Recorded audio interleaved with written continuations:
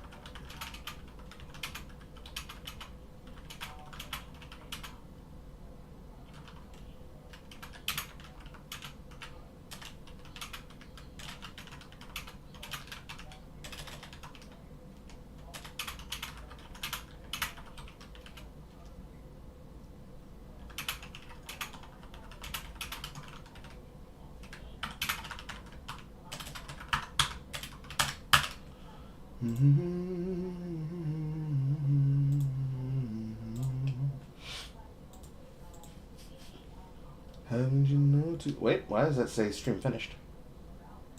Haven't you noticed who's missing? Haven't you noticed who's not around? Are the PlayStation servers back online? I don't know. I legitimately do not know. I gotta set up all this shit. 1 second.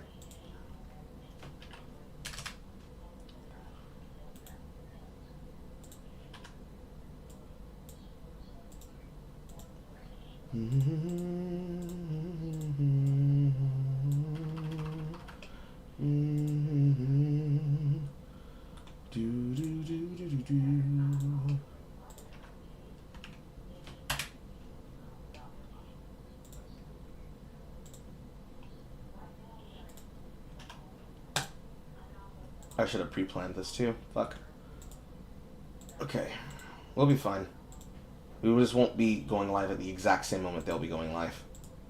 But that's fine. It'd be hysterical if they're still offline. Somebody who has PlayStation should confirm that or not. That'd be hilarious. Anyways. The PC players have held I do, dogged, bullet, or what? True, bro. We talked about the other day, but really think about that for a second. They legitimately wanted to tie the state of our ability to play a video game that was promised to not have such a thing, and shouldn't, as a part of, like, a bonus, as a forced standard that then would have directly affected their premiere crop. Like, the level of eating their words that they were on was only made possible by the fact that they wanted to be that stubborn. I hope somebody brings up in a shareholder meeting. Just to add injury to insult. Alright. The Twitch VOD is up now, and the X VOD is up now, and the tweets are up now. If you're piling in and joining into the room, please feel free to do so. For the lazy people, I will be posting the link.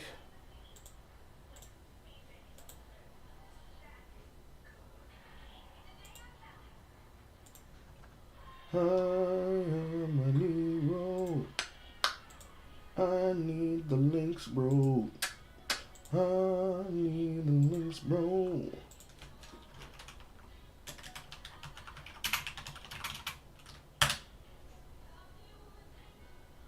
Okay, they have already technically gone live on multiple channels.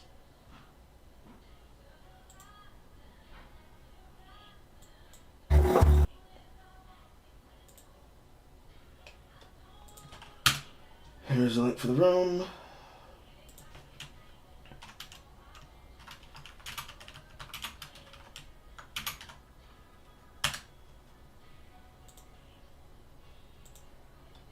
You're stuck on the nest on the night ship. It's okay, bro. And then let's just do a small goal. I can't imagine this thing's going to be longer than an hour. And all of this is, of course, going to the hostage. South at Midnight stream.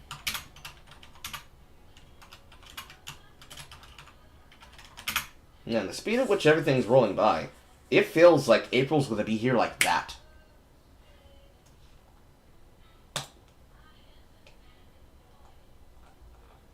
Okay. Let me set this up now. Because I can already see the WLs in the chat.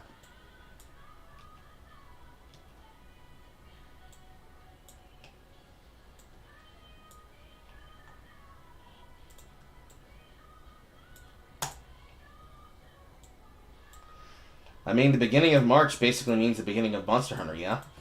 And then with the beginning of Monster Hunter, it means the development of anything that has to do with Helldivers 2. And then on the back of Helldivers 2, updates with PoE 1 and 2, and then multiple other release titles, and then South of Midnight. April. Just like that. So I can't remember if there's anything launching in March.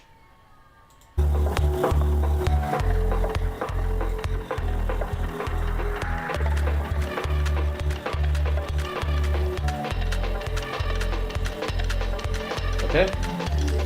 It's up in the lobby.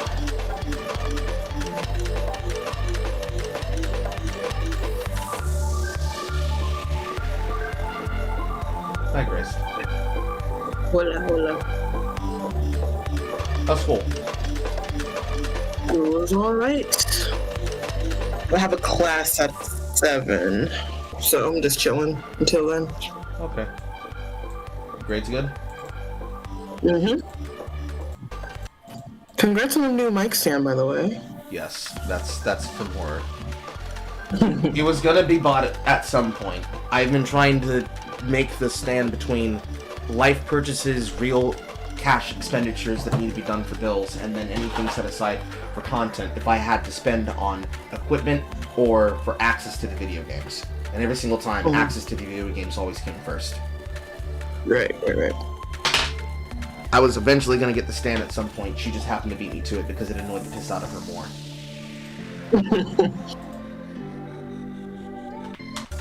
Alright, fast forward a bit because they're already live. I just wanted to see if they had any animations for the countdown. We're about maybe, I want to say 15 to 30 seconds behind the VOD. Because I'm looking at the chat room on the side. They're crying to see Avowed. They're crying to see Persona 6. The chat's saying, getting filtered by Jagras. Okay, so first up, they have the announcements for Monster Hunter Wilds. And I can say, after having experienced the OBT, I'm going to experience the second one because I want my Arc Velve kill before it goes live. I want to be able to brag that I did it before patch. Monster Hunter's new world design here with Wilds and its combat system, for all the shit they're showing off here, we didn't get to do any of that shit whatsoever. All of that's gameplay footage from whatever they did with playtesters testing the game. The combat system needs a significant overhaul, fix, and multiple monsters need multiple fixes about their movements. Because the monsters literally are all scaled around the cycle of you. Oh, really? You're bringing back the bowl bitch first? Wow! Wow! Wow! Anyways, the entire movement system is based around the fact that we're behind means I can stop and start. The entire attack system is based around offsets, power struggles, shield clashes, and perfect guards. It's all offensive offset triggered. And it's based on netcode, based on monsters' reaction and clashing with your physical weapon and your weapon model. At dead angles. My top 3 complaints: the camera, the monsters' attack patterns, and how they choose to cycle their attacks. The fact that the dead angles on the attacks are actually fucking over the playstyle of a particular character. And if your weapon has an accessible form of guarding, offset attacks, or clashing with the monster, which is based on guarding. If you can't perfect guard, and if you cannot be able to power clash in such a way where you can throw out the attack on response, your weapon is going to suck. It's not permanent, but from what was in the OBT, that is probably the biggest change that needs to be done. Because Arkveld is the best example to show how that's fucked up. Dogashur is another one, the Toad Creature was another one, the Sand Leviathan was another one. I was using Hunting Horn and Greatsword. For the Hunting Horn, you have to put in a 4-note combination, at least based on the weapon that they gave us access to to access your offset attack. And it's probably the only one out of the melee weapons that has the ability to actually input the input and then hold the command before letting the command attack fly off. So you can actually buffer your ability and wait on the monster to throw out the attack before you then use it. For every other one, the Greatsword has a 2-button press hold, so I have to put in combos in order to use my offset.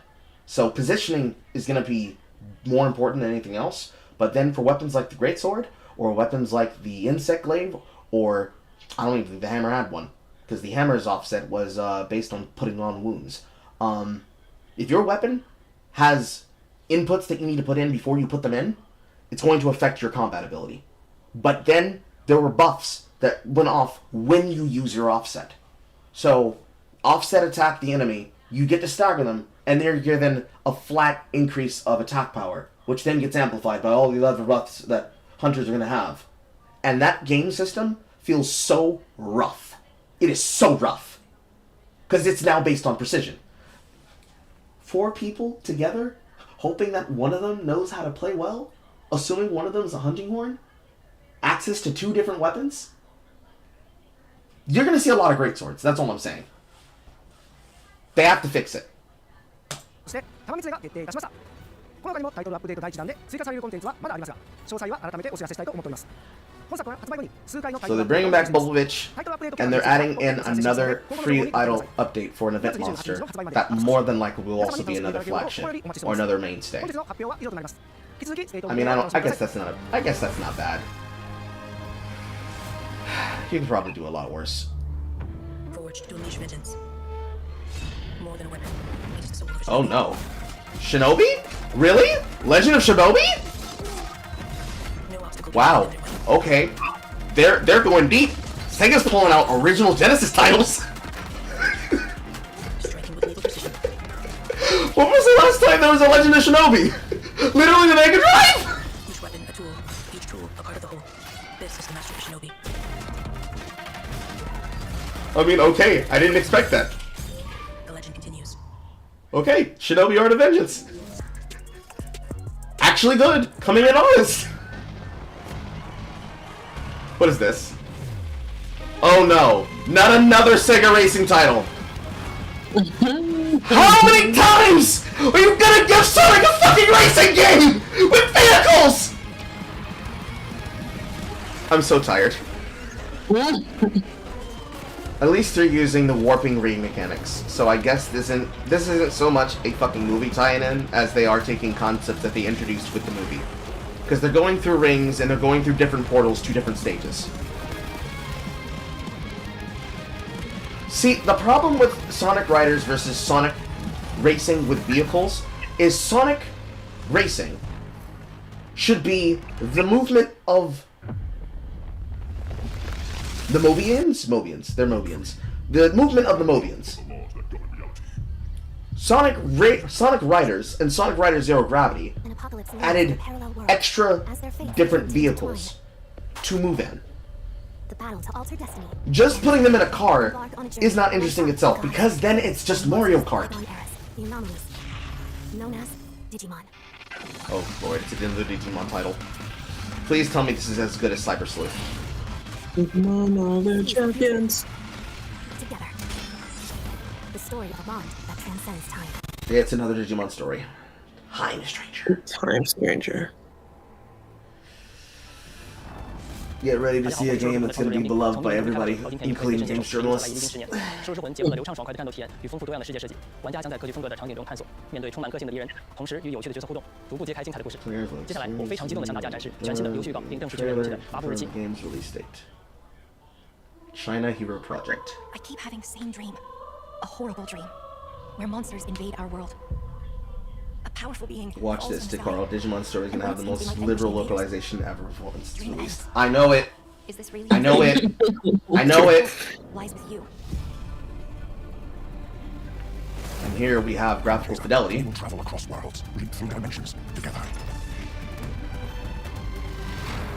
Please, is it on any level Bunjingai the Lost City? I see great power within you, a destiny, waiting to be fulfilled. Because it looks like this is Bunjingai with extra Let steps. me be your vengeance, the blade in your hand. Okay, so you've got yourself Soulsborne third dimension movement with, I guess, okay camera movement. But for humanity's sake, you must. With a JRPG plot. Lost Souls aside. It looks like every other fucking game that hits the marketplace. Hi, May everyone. 30th. I'm Sean Benson. We've got several updates today from partners around the world. Hi, Sean Benson. First up, a playable demo of I Like a can Dragon see your Powered muffin Reference Warrior top. on PS5 this Friday. Players can try out 2 battle styles, including Goromajiba's new Sidon style, as well as Ah, naval yes. battles at Pirates Coliseum. Yakuza Pirates. Yet another tie-in that nobody asked for that everyone's gonna play. A new crossover DLC coming to Dave the Diver. Ichiban Kasuga and other Like a Dragon Oh, characters team up wow. for a gang of troublemakers A in fucking Boston, crossover Utah, for all Dave the while Diver. recipes at Banjo Sushi. The indies are Dave the Diver eating, Ichiban but we didn't even Kasuga expect on to. PS5 and PS4. The Splitgate 2 alpha begins February 27th on PS5. Okay, Use portals Splitgate and 2 features comes exhibit also in at the end of and a new February. 24-player mode where 3 teams compete on a massive map. This game is gonna be spammed by all of the Ladies and fucking gentlemen, streamers. My name is Paul Heyman. I feel like I'm gonna skip it. You an exclusive first look in the future of the WWE 2K. Paul Heyman. Introducing Oh. We got Paul Heyman doing the fucking promo for fucking WWE 25? with up to 500 players at a time. The island also offers deep customization, giving players the chance to personalize their My Superstars like never before. I mean, As the I'm for it. The island I'm not mad. I'm just surprised that they actually gave them the ability to do that. Welcome, ladies and gentlemen, to the island.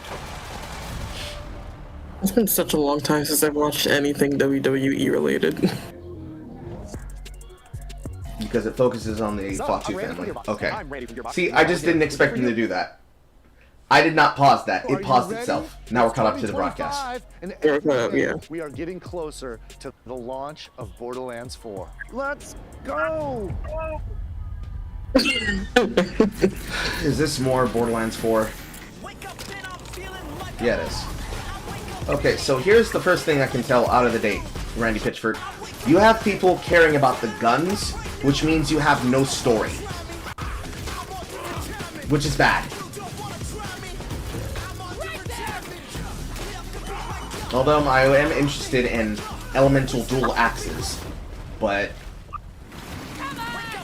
you're not even showing us story details. We have verticality, we've got grenades, that's probably a special ability, but you're not telling me anything about who these skills belong to.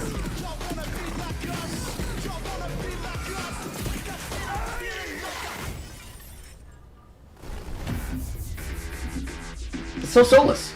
It's so soulless. You have one job. Diablo with guns. Which I guess now is Path of Exile 2 with guns. Diablo with guns. Story. Guns. You have no story. What are you doing? So badass! So much. No, it's not! It's gay, not even cringe! You should be embarrassed for yourself! Is going to break free for a special state of play this spring. Break free out of my fucking wallet and my ass. Borderlands 4. We're diving That deep, looked you guys. boring as Join shit. us. And Borderlands you look like you're 4, both high. state of play for combat, You're overexposed. fault Your face finders, is action too skills, white. Exploration and discovery, everything. You're gonna see more guns than you can even count. All on PlayStation 5, but Randy, do you have anything else for us? I think I do, Randy. Well, what is it? Don't hold out on me, Randy. I'll feed you, baby bird.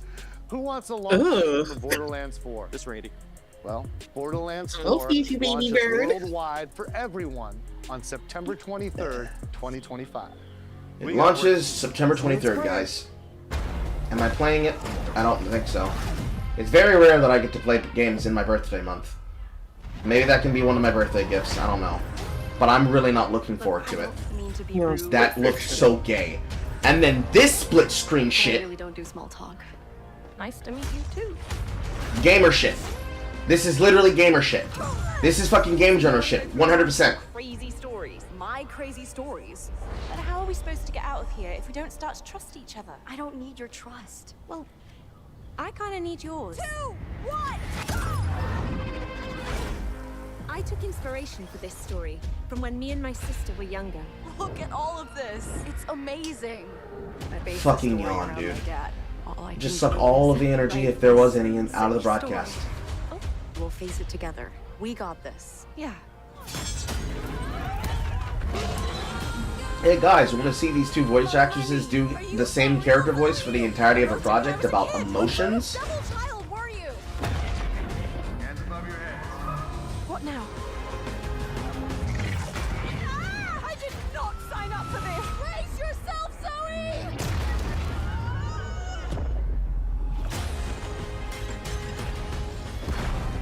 Ultimately, I think the reason why I'm so disinterested in this is because the gimmick is overdone. When you have a game like It Takes Two, actually making you have a reason to have co-op, and then you put that into the format of a game that effectively amounts to a game journal movie production, it makes it even less interactive and caring. Of course, there's going to be a way to play it solo, but you want to encourage people to play it with friends and family. And who wants to have to play a fucking movie that you have to coordinate through to then experience? It's a very hard sell to begin with. It Takes Two, and other games like it, achieved it because, you know, you're able to tell a story with less graphical fidelity. You don't need to have movie standard quality, game movie fidelity in order to tell that story. So, you have to put the money either in the voice acting, which means it's going to be swept by the game journals to begin with, or you got to put the fucking money in the presentation of the entire breakdown of how the whole story works. Like, the mechanics, the different set pieces, which means it takes up money and time that it doesn't need to spend. It's a waste of time, in my opinion. Is this intergalactic again? Supermassive. Supermassive. It looked like the intergalactic slop. Oh, it might as well be.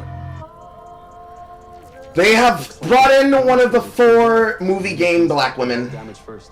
I'm not a fan of Lashana Lynch. I'm not gonna lie. I'm not a fan of Lashana Lynch. What is that? I don't care for her. She's like a jobber. You put her in places where you can't get, you know, Viola Davis and the other black woman. What is that? Oh yeah, wasn't she in The Woman King with Viola Davis? Yes. She was the aggressive lesbian. Of course. And I feel like if that's the description of your character, you have to realize that you're being typecast and just say no to those roles and do something different. Do you think Williams knows more about this substance than he's letting on? You can't take any chances with him. It can manipulate its physical appearance. It's changing its cellular structure. It's replicating the human form. It's replacing us. I know this. Oh god, it's a psychedelic game. But if you're still out there, you deserve the truth.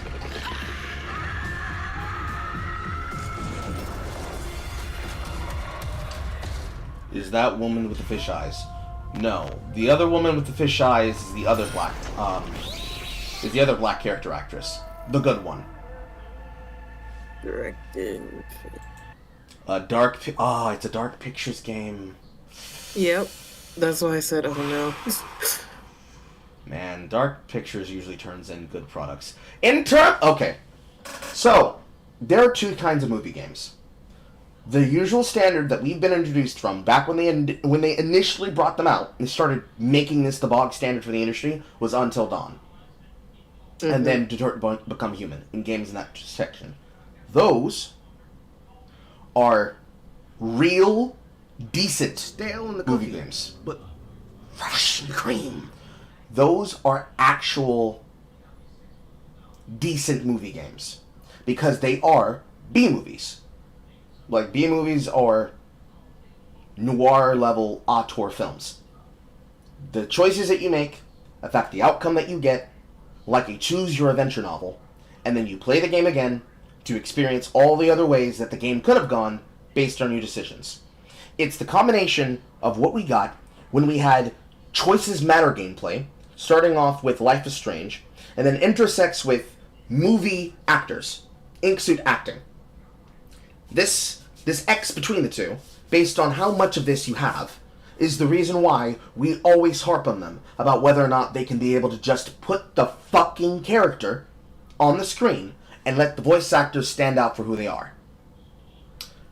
Technically, I forget all of the people there, but Hayden Panettiere's ink-suit actor for Until Dawn, and the guy that was in Mr. Robot, all of those actors and all of those character performers were the testing ground for if they could get away with having to do body scans, and if people would accept the actors in their ink suit, or if they would accept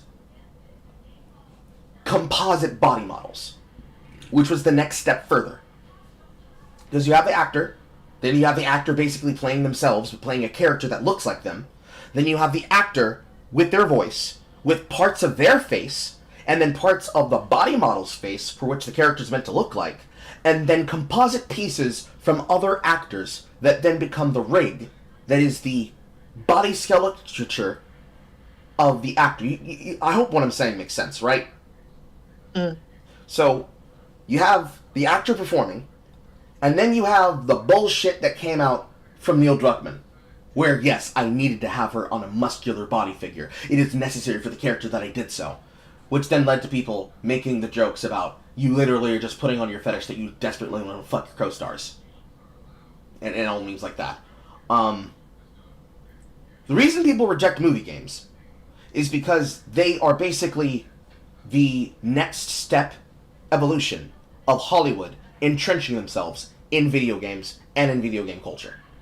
So, when you have the Game Awards, the 2 back-to-back years in which Mr. Golden Snakescute is standing on stage accepting an award for a game that was going to make money no matter what, the same way that The Last of Us made money no matter what.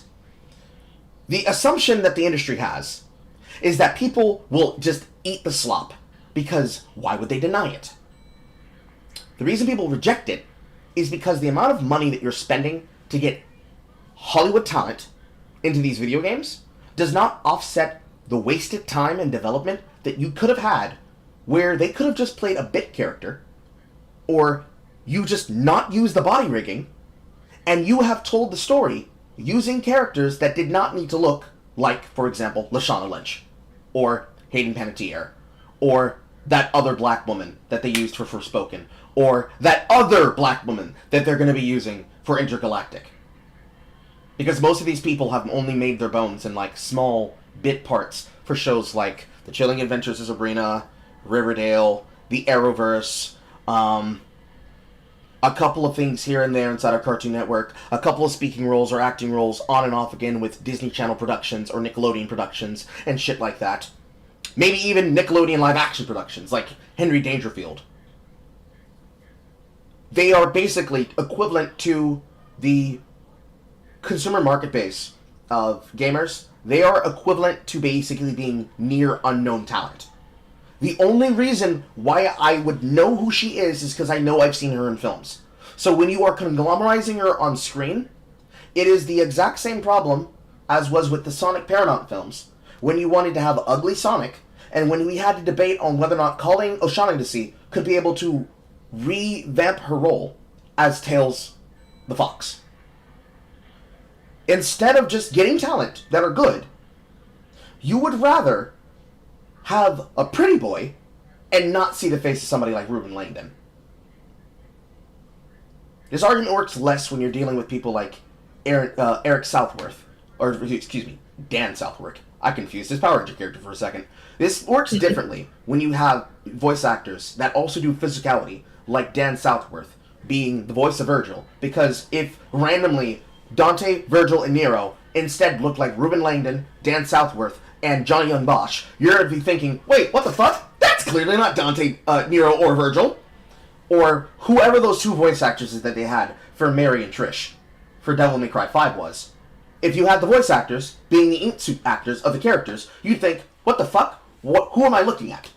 It's like if Tara Strong, instead of being Raven, or any other character she's ever done for the DC AU, or for the DC Universe, or for the DC movies, instead was just Tara Strong, but her hair dyed. It'd be like that, right? You'd be completely taken off and bizarre and taken out of the suspension of disbelief. So instead, they insert this example to say, well, you can suspend your disbelief because you just have to accept the fantasy world, but all I end up seeing is Lashana Lynch in space. Lashana Lynch in a period piece film where she intimidates younger women with her sharp nails. and then dies with a spear in her back. It's goofy, it's dumb, and ultimately it's a drain on the industry and is a drain on the development time. If you were to cut out at least 25 to 75% of this shit, you'd be able to turn around a product in 2 years, not 4 or 8.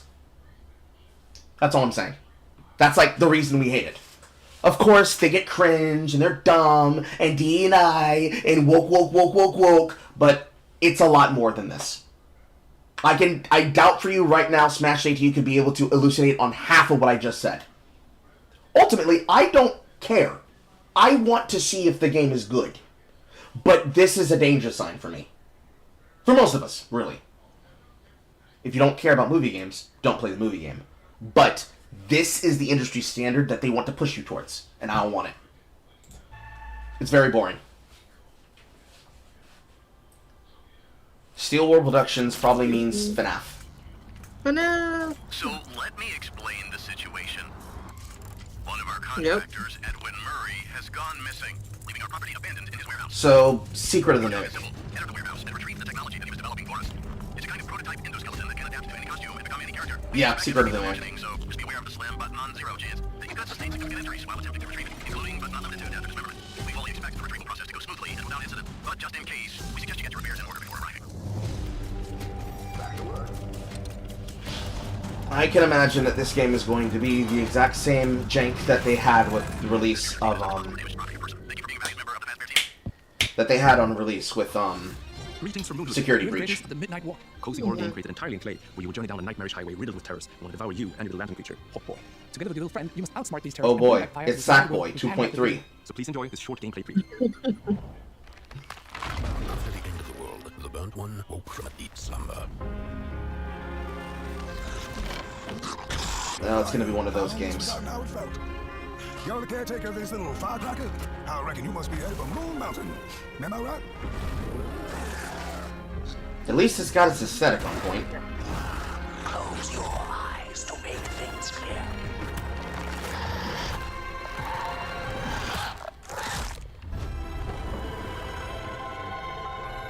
Midnight Walk. That doesn't look too bad, but it looks like it's mostly being there for VR things. Special thanks to Closet Olaf for that updated look at the Midnight Walk. And it's PS5 and Up next, a PSVR quirky new too. adventure from Konami. So that's going to be a title exclusive. That's Darwin's unfortunate. Paradox. You play as Darwin, a clever octopus who finds himself dumped near a highly suspicious food processing center. Use Darwin's natural camouflage and inking skills to escape the facility and save the world from aliens. Oh joy, it's going to be the extension of World of Goo, plus Super Meat We're Boy. excited to reveal a brand new title from Koei Tecmo Games and Omega Force. Warriors Abyss, a roguelike spin on the Warriors franchise. And we have another Tenchi Muyo game. Descend into hell. Call on powerful allies. And experiment with tons of playstyle combinations to send the enemy hordes flying. I mean, we don't have enough hack and slashes. I guess A this is roguelike hell okay. awaits when Warriors Abyss launches on PS5 and PS4 later today. For whom are you working? Later today. That was very low energy the way they explained that. Capcom is enhancing the original Yeah, game with just HD graphics and a earlier. host of quality of life features, including Like, latitude mail you guys should have been like, releasing today. and fight through a world of turmoil alongside trusty allies. Onimusha 2 Samurai's Destiny comes to PS4 on May 23rd and will be available for Okay. pre-order later today. So Onimusha is going directly there, and it'll be out in like the next few months. Onimusha, Way of the Sword. We know that Onimusha is coming next year. They really should bring out these remakes a little bit closer to each other. I would have remade the entire Onimusha franchise, not just Onimusha 2. We have more than enough technology, and we've proven with companies like Various Games that have more than enough talent to be able to breathe life into the old franchises and update them, and also remaster them in a way that makes them refresh and new for the early generations that have yet to play them. 強さの証明だ。待てばそれでいい。てめえらごときがいくら束になってこようが。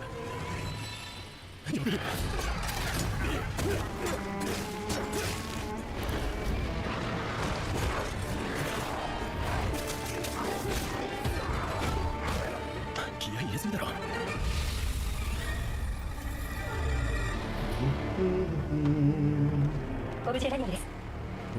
Oh no, the fucking gauntlet talks. There are gonna be people who are gonna draw. They're gonna draw porn. They're gonna draw porn from fucking the gauntlet. There's Snake Eater. America is up to destroy the Shambhati. It hands on your inheritance. The philosopher's legacy. Then they're out to kill me. Okay.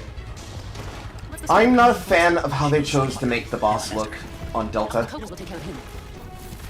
Do you hear me, Snake? However, at the same time, however they choose to make Metal Gear Solid Delta look is going to become the basis of all the new makes that get made about the series. Back to you, boss. I still have the Shadow Hunt and the Legacy. There is nothing America can do to stop us. I'm not finished yet.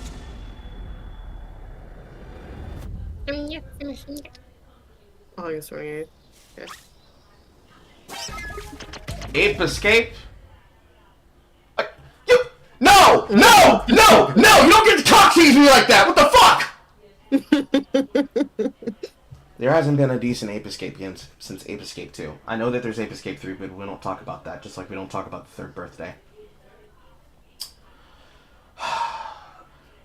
If you could do anything at all, you should have had an Ape Escape presentation ready for the back end of this fucking broadcast, releasing it worldwide. Also, at the same time, I understand that it's the PlayStation state of play, but you should definitely stop doing fucking platform exclusives. Timed exclusives is an entirely different argument. But why are we still in the console wars? This was decided when Sega dropped out of the console wars. If you're going to be autistic enough to try and fight for people to have exclusivity, you need to do timed exclusives. Like, you took so long to finally be able to just bring Kingdom Hearts to PC that the first time that it was brought, it hit Switch first, and it was only download only. So, all of the stutter that will happen because of the online experience and the fact that if you lose internet connection, you lose your ability to play the game, you could have just solved that by just bringing it to Steam, which they eventually did. It needs to be cheaper than it is, but that's one thing, right? Having a tie-in feature, like for Helldivers 2, where you want people to log in with their account to get extra bonuses, that's one thing. Demanding that they need to sign in specifically with PSN, and then you having constant PSN network issues, that's as stupid as when Discord goes down. A game service should not be functioning like that. If Steam goes down, it needs to be something that's wrong with a singular product, not the entire page, which I don't think has happened in the history of the service. But when you have exclusives, specific exclusives, that only exist for one console, you should have stopped this. We don't want platform exclusives, because if I can't play your video game, I'm going to skip it. It's not worth my money. I'm not buying a $700 brick to play a up to $100 game. Let alone you want the games to be $100 bog standard. Fuck you. You don't deserve $800 of my money. When $800 could probably pay for $600 worth of upgrades in my computer. And then I play better games with better graphics. And more space. The space is a different issue itself. Anyways. Don't cock tease us with that. Show us actual things that are important.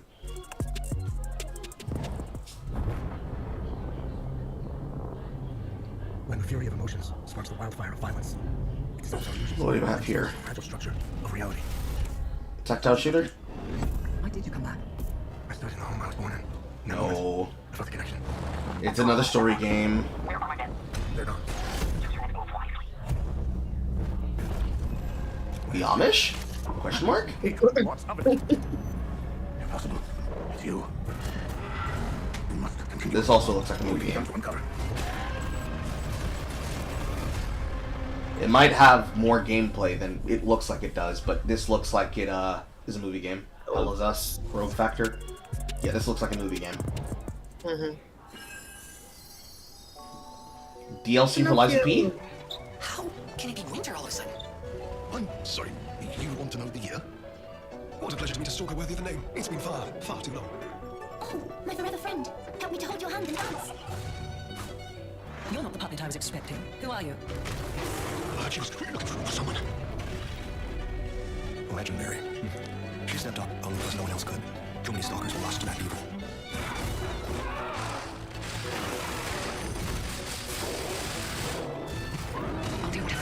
Seems like they have more gameplay styles for combat.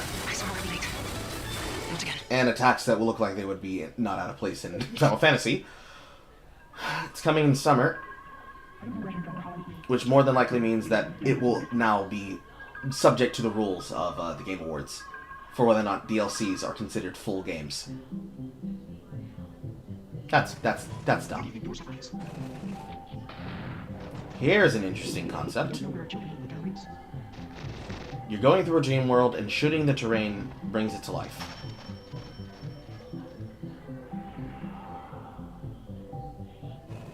Okay. Alright, you get a little bit nihilistic there on the end. Dreams of another.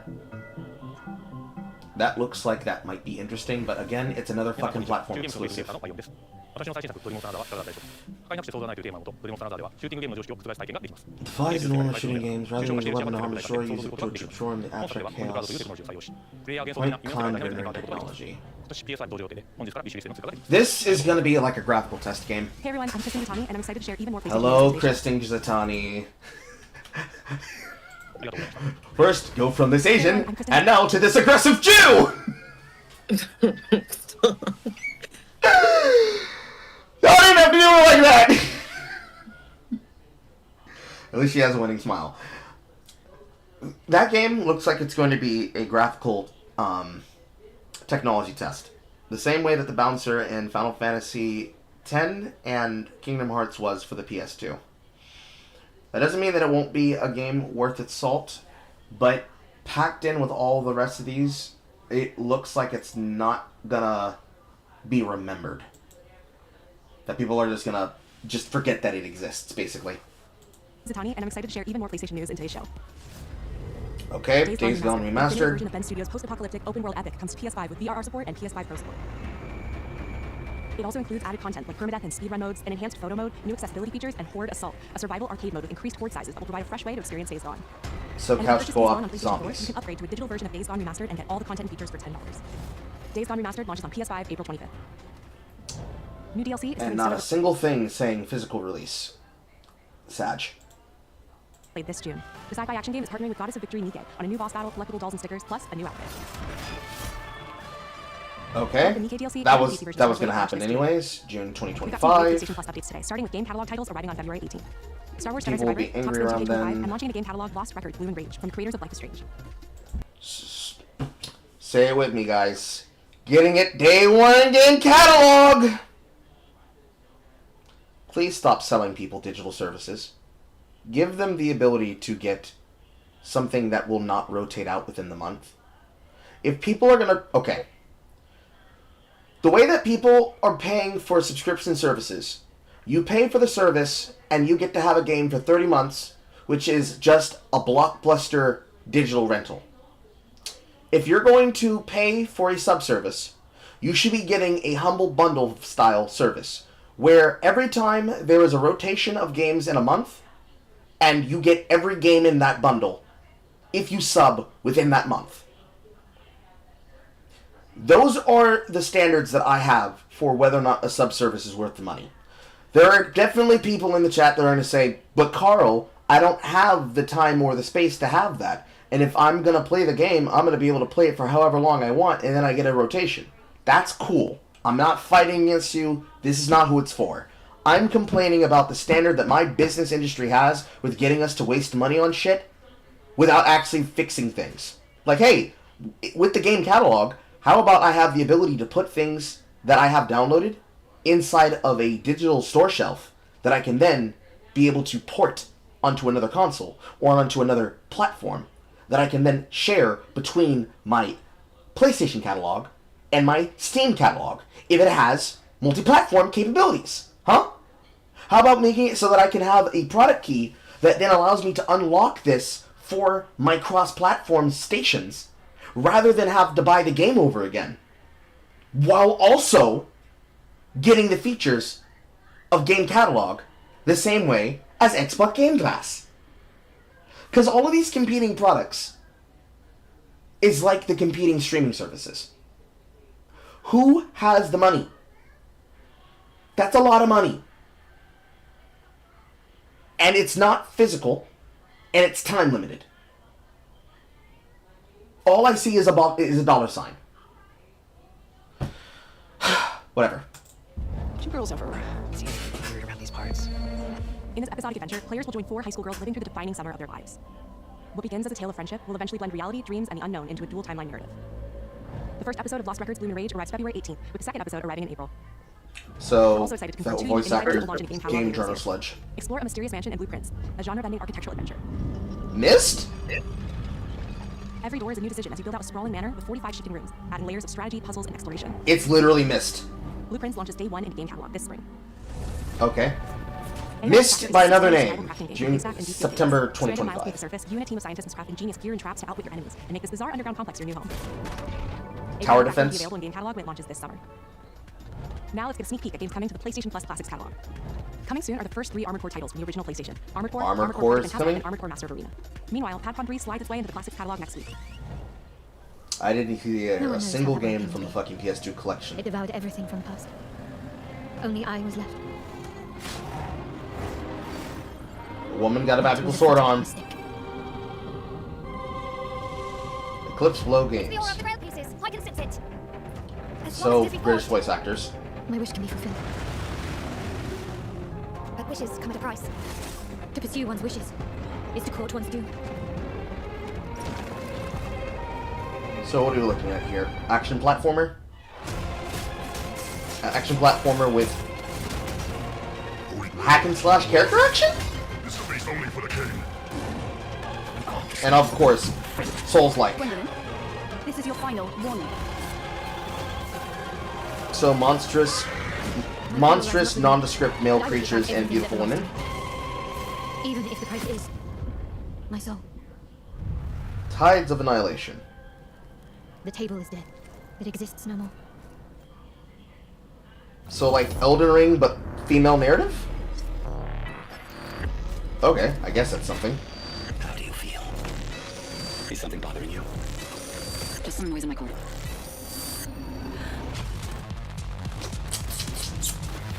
Deep down in the depths of Vulcan, Boom shooter. you must retrieve the architect's core. Multiple gun combat.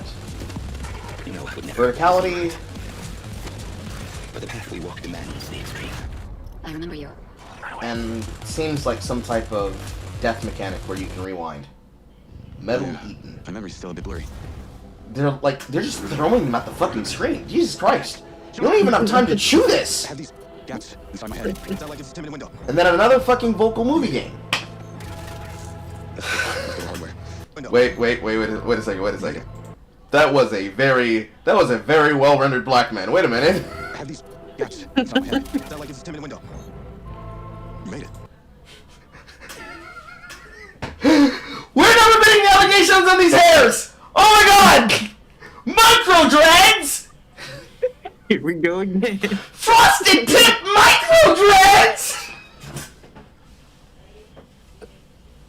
It don't even look good on him. I don't get the obsession with this haircut at all. Oh my god, can we please stop dressing these male characters like Killmonger? There are more hairstyles! We can do better than the Brooklyn low taper fade, and we can do better than the Eddie Gordo, okay? And at least Eddie Gordo pre-Tekken 8. Tekken 8 Gordo's like, fuck this shit. Raw. Oh, I'm pretty sure the other black guy had micro dreads too. What the hell is happening? All I know is that Silvercore is a piece of my story. I'll cover you. Okay, movie game, This thing has ruined my life. action platformer probably, boring ass gunplay.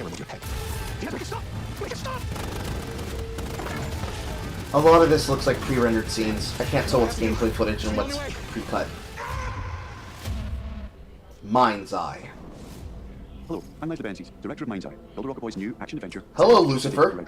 where AI and humans collide to bring Earth to the precipice of collapse. No, you're the devil. No, sir. No, no. Your blazer's open. You got no tie. The white shirt's open, and you got a 5 o'clock shadow with hard eyebrows. You are the devil.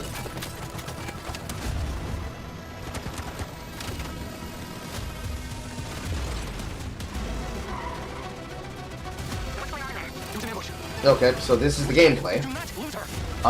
It looks like Just Cause. That's all it looks like. It looks like Far Cry plus, Just Cause. So this is probably going to be narrative-based. Which, that's boring. I think the majority of these are coming out in the summer. It always comes back to this. Ew. That just proves my point about what I was saying earlier about having all these games and then expecting fucking more than $50 for it. This world, this moment, this choice. Like, we could talk about that for a second. What's probably the biggest problem that game journalists always complain about saying? But with that is the responsibility of what they claim is what stops them from being able to cover other games. That there's too many games coming out, right? Mm-hmm. Why are they packing in the games together like this, knowing that the people who are going to be reviewing them are not going to have enough time to cover all of them before somebody else's coverage? Now, there's, of course, a secret answer to this. It's the secret answer that anybody could figure out. But why make 10 movie games? I'm pretty sure there's at least 11 of them, 15 of them coming out in this year alone. But why make so many of them to release during spring, late spring into early or midsummer?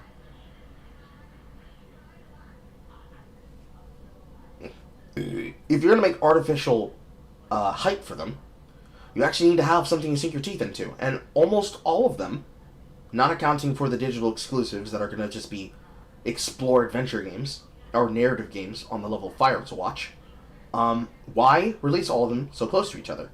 The only reason is to create that artificial hype that then gives people a reason to play them. But then, when it comes to the reviews of the game, they're all going to be rushed because they're not going to take their time. Because they're going to be competing for SEO engagement. How does that help you?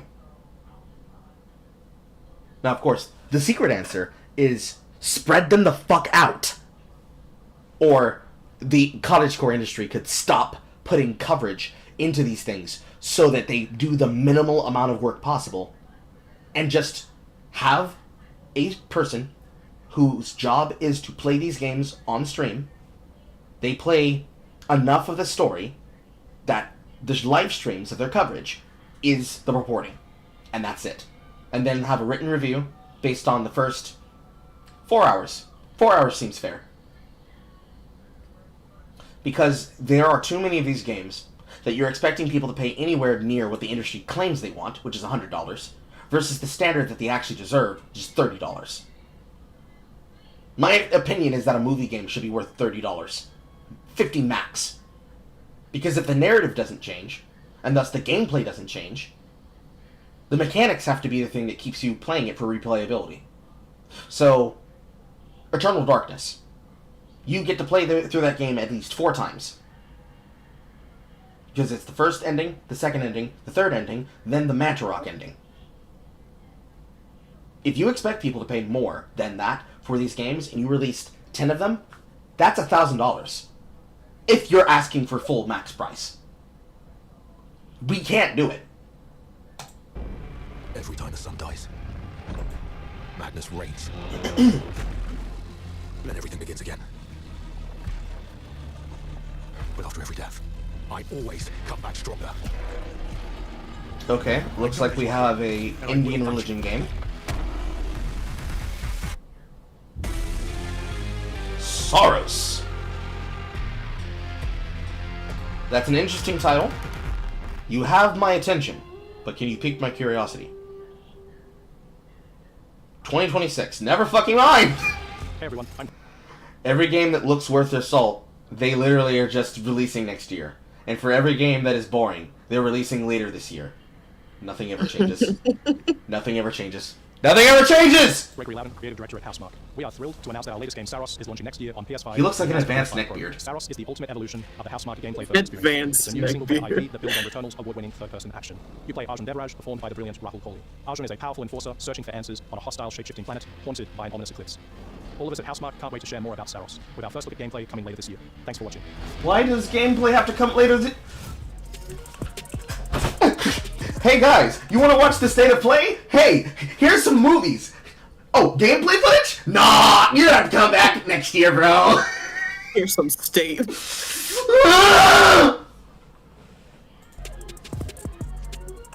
Wow, that's the end of the broadcast. That's it? Oh.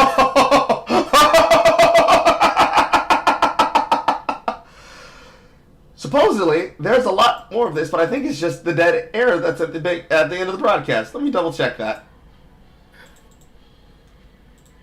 Reset.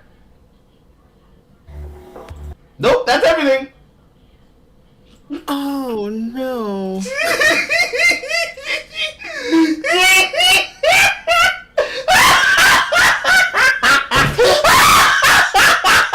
Y'all niggas got me chuckying.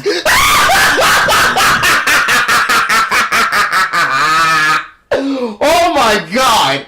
Okay, so you're about to make these people sit through a fucking state of play where for the things that they do get fucking coverage and footage for, you got these motherfuckers seeing movie version cutscenes of gameplay with no real gameplay interludes. Then, for the pieces that are there, they're just snippets enough for fucking trailers and not for a deep dive gameplay mechanic breakdown. Then for your most interesting products that look like they have the most promise, you have nothing but fucking trailer footage. Hard, rough-cut, pre-rendered trailer footage with no gameplay loops. For the shit you have gameplay for, it's bog-standard boring. For the shit that you don't have it for, you just have a pretty movie and pretty voice acting and nothing else. State of play means the state of gaming and what should be available right now. The State of the Union is not about the State of the Union in the future with forward pressers to give you about what the economy will look like in 4 years after we get there 4 years later. Show me something today! Today, dickhead, today! I'm upset. I'm definitely not being loud just so I can show off whether or not the microphone's working well. Oh my god! Okay. Let's go back. Let's go in double time. Okay.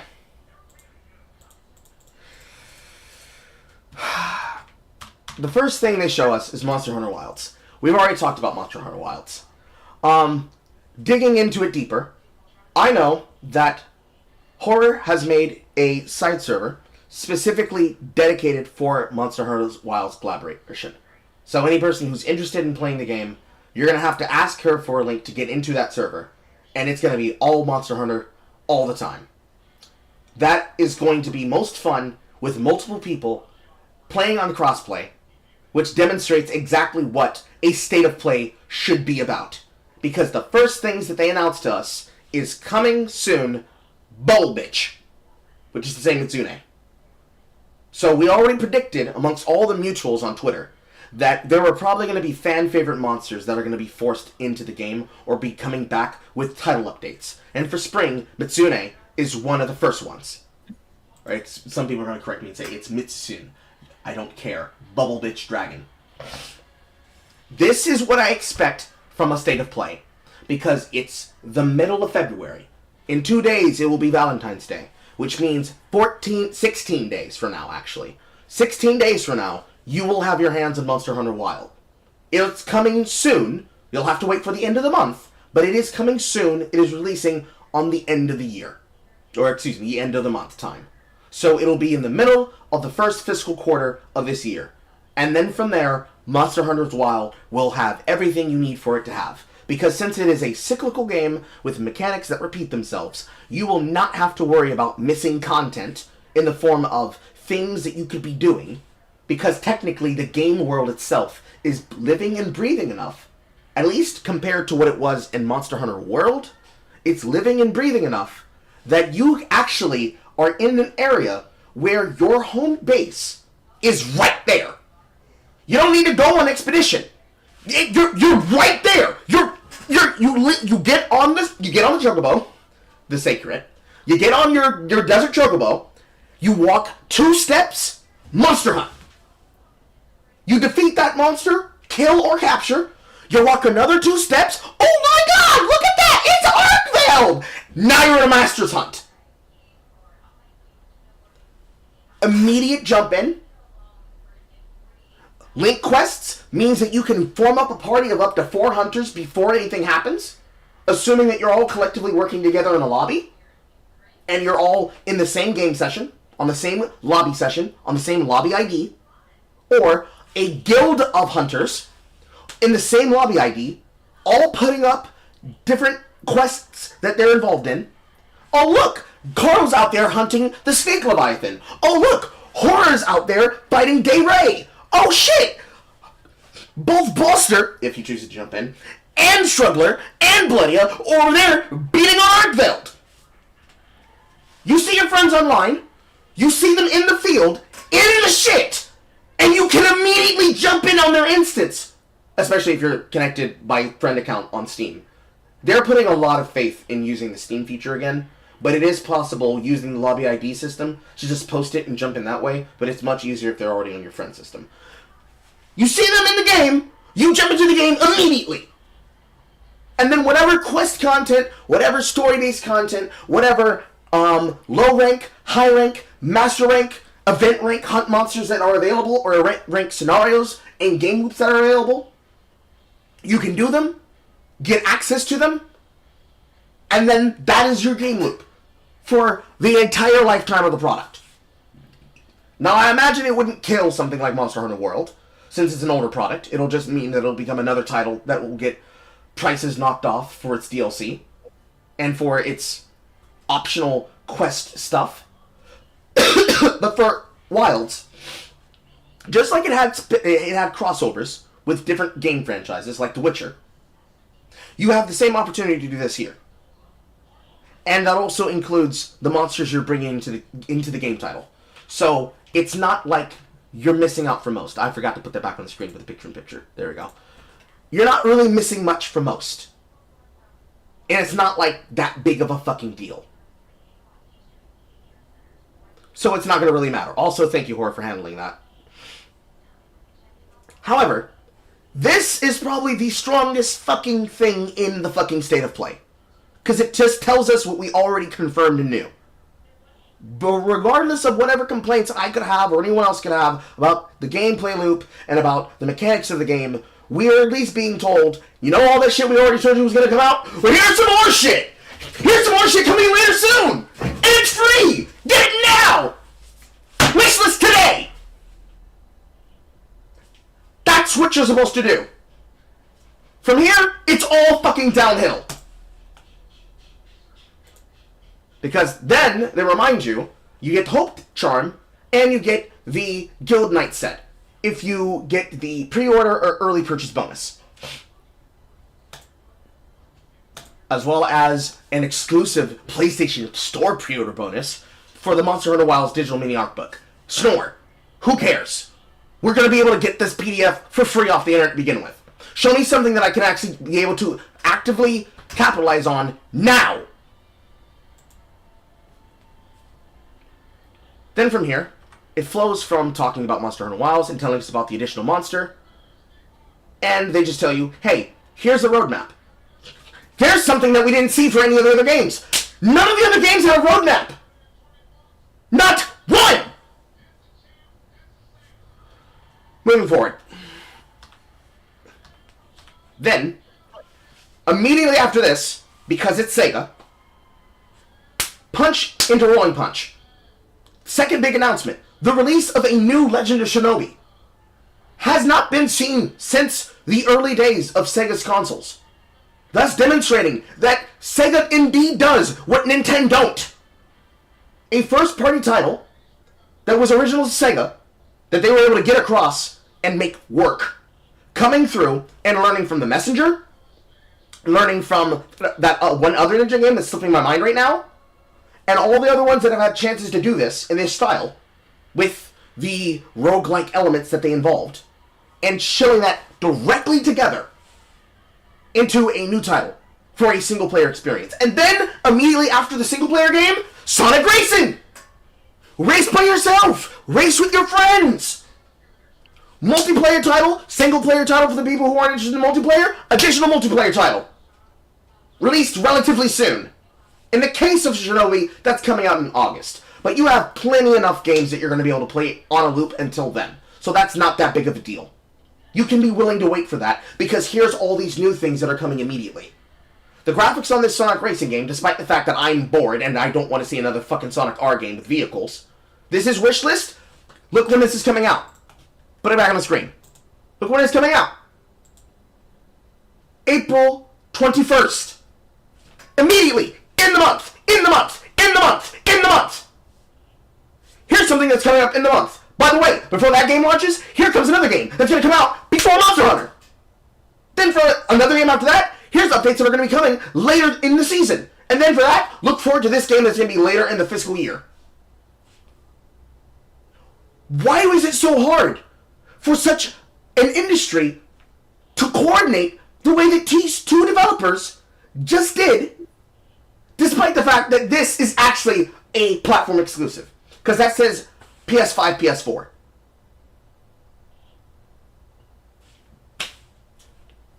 What's going on? Moving forward. Please, at any moment that you feel like interjecting, feel free to do so, Grace. Also, welcome, Aqua. Hello. Have to put this back up. Boop, bop, bam. But yeah, you have 3 good showings at the beginning of the program. One with a roadmap, one with features, even though the features I don't care about, one with features, and they all release within February. Let me breathe. Aqua, you had something you wanted to say. Go ahead and speak. I figured I'd just drop in, see how things were going from the side of things. A lot of disappointment from the state of play, other than a couple options. Terrible. I'm a bit terrible. late on that. My apologies. It's okay. It's terrible. You were going back over it again because they had a fucking presentation that was less than an hour long. Damn. Okay. Then comes one of the graphical fidelity games from Bandai Namco. This game, like most of the other ones, similar to the field, that have a feeling like they are one part JRPG, another part Souls-like, and then another part voice acting anime shit. Like we got like 3 versions of it. We either got JRPG anime, which is Digimon, or JRPG anime, but it's graphical fidelity Souls-like, or okay, JRPG / multi-dimensional combat, but it feels more like a movie game. Those are the 3 flavors of games that we got here, outside of the ones that were very firmly inside of a single or multiple genres of games. We even had a couple character actions in here. Oh, okay. I would say number 4, decent, okay product. Then you have a direct product, first line from Sony Interactive. This is the one that looked like it was just another generic, run-of-the-mill anime protagonist, or in this case, Final Fantasy designed protagonist, JRPG / Soulsborne. Completely. I was gonna say, it looks a lot like Devil May Cry 5 or 4. Something like that. Like, making me think of that. Or like Final Fantasy Rebirth or some shit. They're trying to make it like that. That's what it's making me think of. The game that I compared it to was Bujingai The Forbidden City, which basically is a single-player character action game with a very big environment that you spend time fighting through and exploring. But with this design, that game was before the time of Soulsborne. This game definitely leans into the Soulsborne era of game design and impracticality of shit. And for that, Lost Souls aside, is launching May 30th. So already, from the biggest jump, you've got Shinobi in August. Then you have Sonic Racing and Monster Hunter Wilds releasing in February. Then you have this dropping on May 30th. It's dropping for PS5 and PC, which is good. I don't think the other games were pronounced to have been dropping for PC, so there are some of these that are exclusives, which is a problem in and of itself. And they're dropping into late spring, early summer. And then they bring out the first Jew. Then Pirate Yakuza. Pirate Yakuza. I saw that. That looked fun. And unfortunately, despite the energy of the woman when she announces it, which I commented was low energy to define how quickly this would be available, the demo for this is literally coming out tomorrow, 7 a.m. PT on February 13th. Or for those later in the day, if you're on Japanese Standard Time, literally 1 minute after midnight on February 14th on Valentine's Day. So, gamed demos and games coming out soon, at least 3 of them now, within February. Exceptional, decent. Immediately following up from this, the game itself launches in February. Immediate release. Sure, it's PS5, PS4, but immediately coming out within the month. So far, 2 games outside of the immediate fiscal quarter. Then, Yakuza in Dave the Diver. April 2025. That's gonna be great. Now, this one is April, so if we want to put this on track, the first game out of the last developer direct that we saw, which was Xbox Developer Direct, almost all of those games are coming out inside of early spring, mid-spring, early summer. The first of which, that I'm going to be tortured to play, being South of Midnight. South of Midnight, I believe, is the first one that's coming out in the earliest part of April. I believe it was April 4th. I might be wrong, someone can fact-check me on that. Dave the Diver, Ichiban Holiday Content Pack, pretty much similar to Balattra's Friends of Jimbo, which we're now up to Jimbo 3. That launched literally the same day as the Game Awards. It's April 8th, 2025. Thank you. So, this, technically, it's in the same fiscal quarter. That means January to April. Fiscal quarter 1. Boom. That's not that long to wait. Because how long literally was it since that direct, and what time is it now? You literally will not notice the time difference. It's at least in fiscal quarter 1.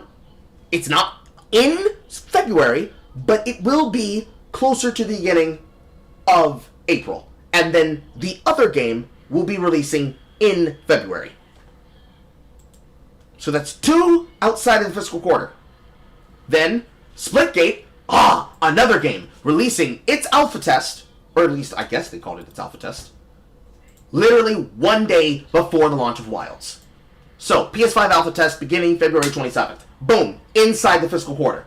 Simple, easy, done.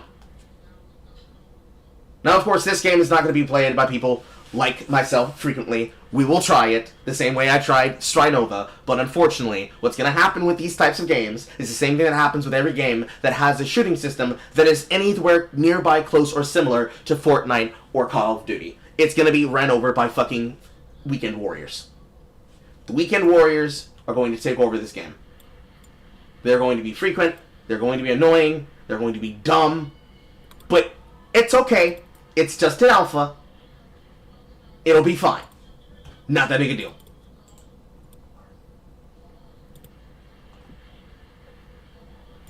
Then, WWE 2K25.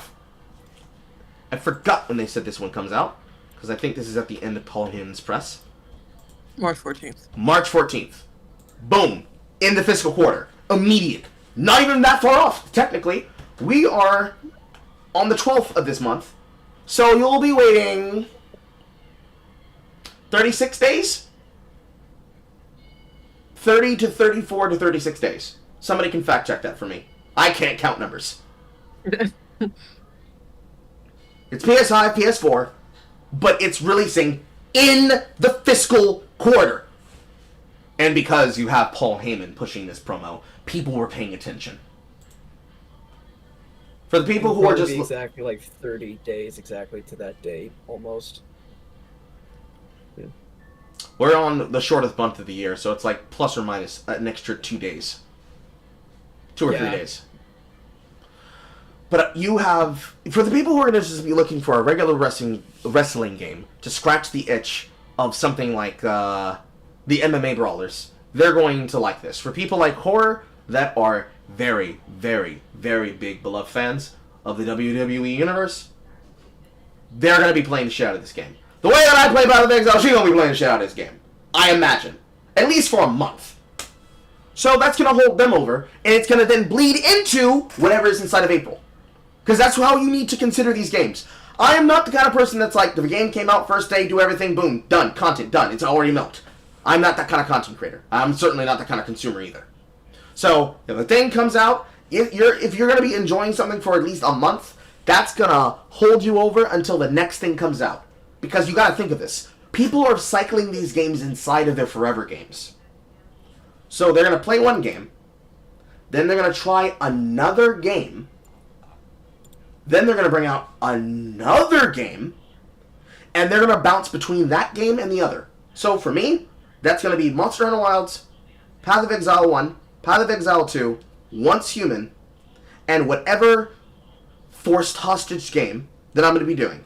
Alongside, because today, after this, I'm going to be doing it more, whatever game comes up for a sponsorship run on Dare Drop, plus any games that have a created, crowd-funded Dare Drop for all of us to place bets on, and then whatever other game comes up that may or may not be free. That's a lot of things to bounce back between, just for myself alone.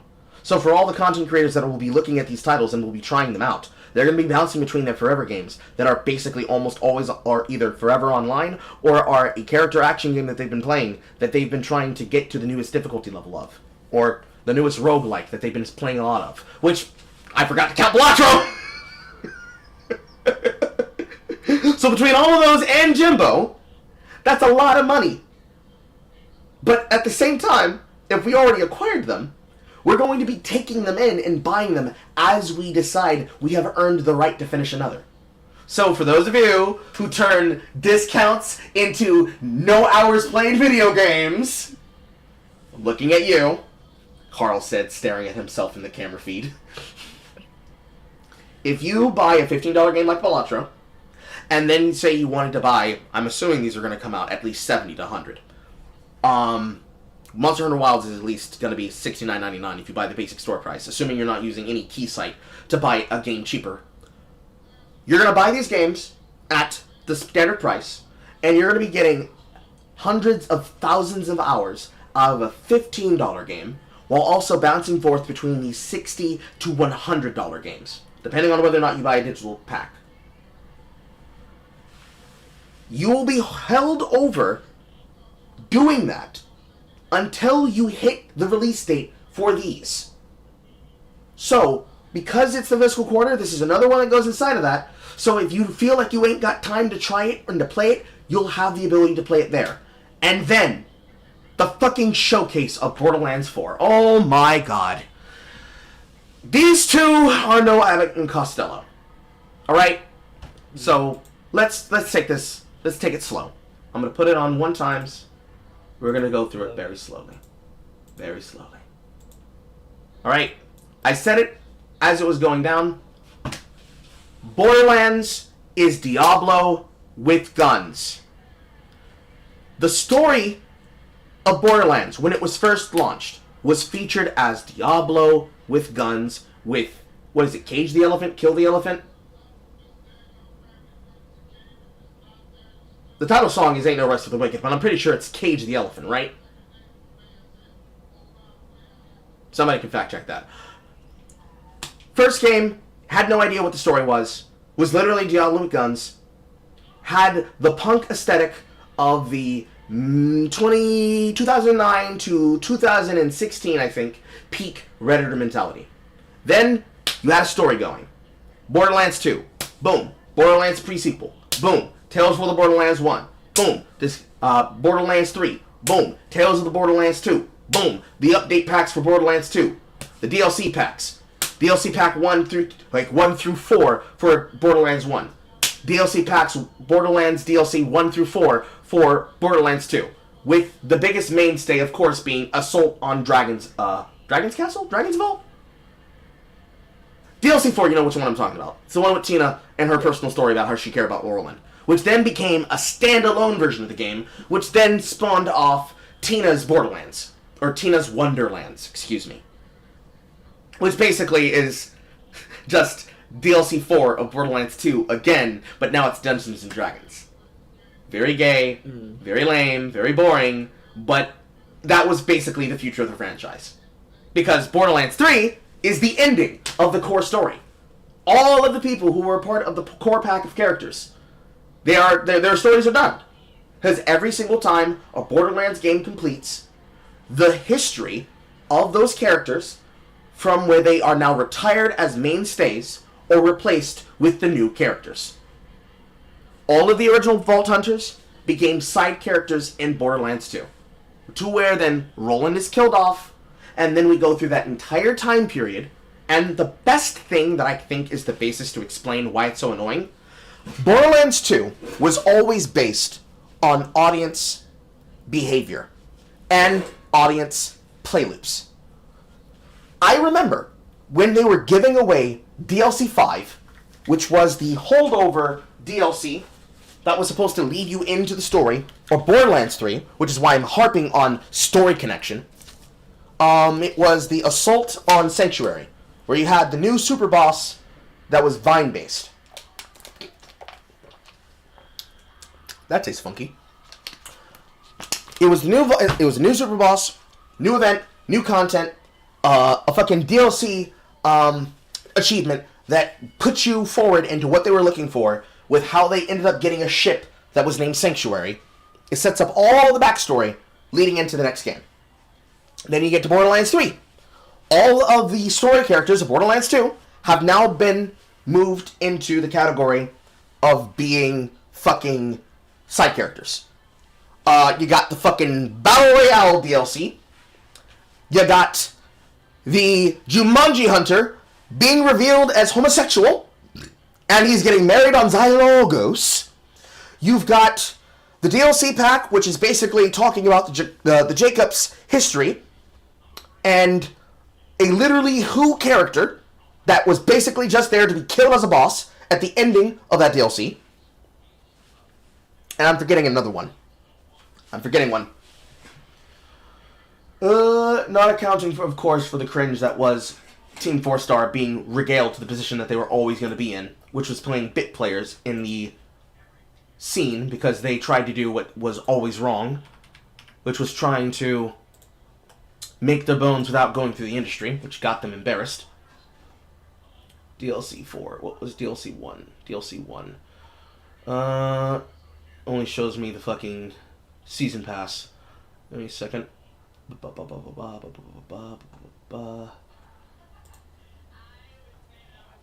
DLC season pass. Moxie's Heist of the Handsome Jackpot campaign add-on. Guns, Loves, and Tentacles, Bounty of Blood, Psycho Krieg, and Fantastic Fustercluck. There, that's right. The Krieg is no longer crazy storyline. A bunch of skins and a bunch of other shit. Every single tie-in Bounty of Blood, that's the one that I'm thinking of that involved that character that nobody understood. Moxie's Heist effectively amounts to nothing. Guns, Loves, and Tentacles effectively amounts to gay lovers. Bounty of Blood, literally Who character based on the Jacobs family. DLC 4, which is the Bounty Hunter version,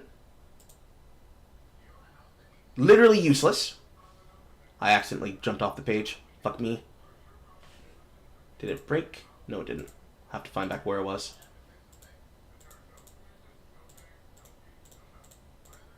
There we go.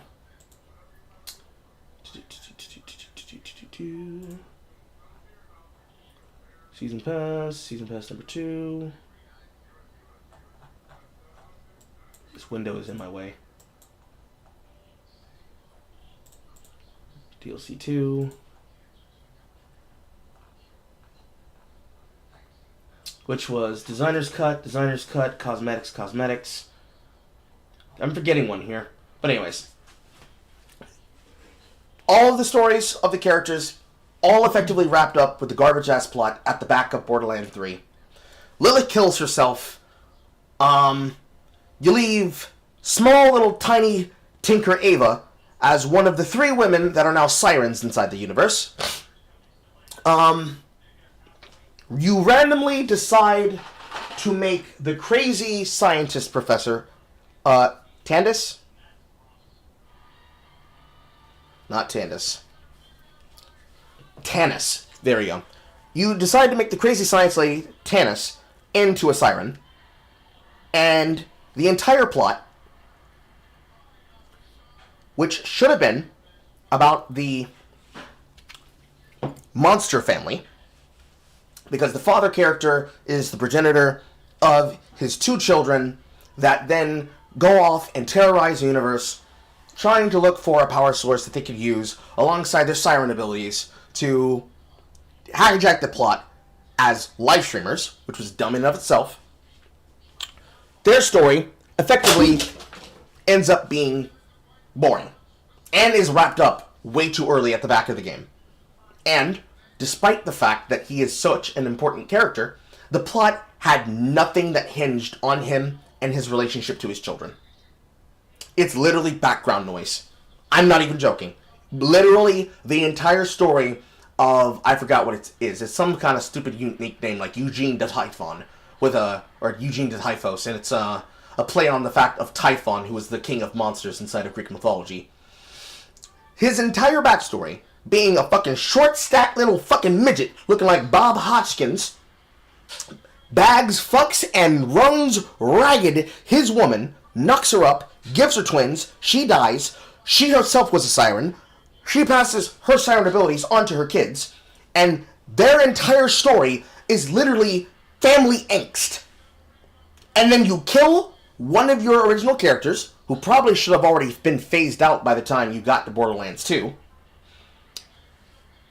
You phase her out of the story by killing her off, allegedly. Nothing's confirmed. And you go into Borderlands 4 with no tie-ins to other characters whatsoever. So now, if they follow tradition, which they likely won't, everything that they are going to go off of and connect to has to now be based on the backstory origins of the Borderlands 3 characters. But what characterization do you have for them to tie them into? I beg of you. What, if any? Because they have almost nothing to them that'll make them interesting. Because it's all in the hands of all the female characters. Ava, the Tannis, and a more even grown-up Tiny Tina. There's nothing to go off of. Unfortunately.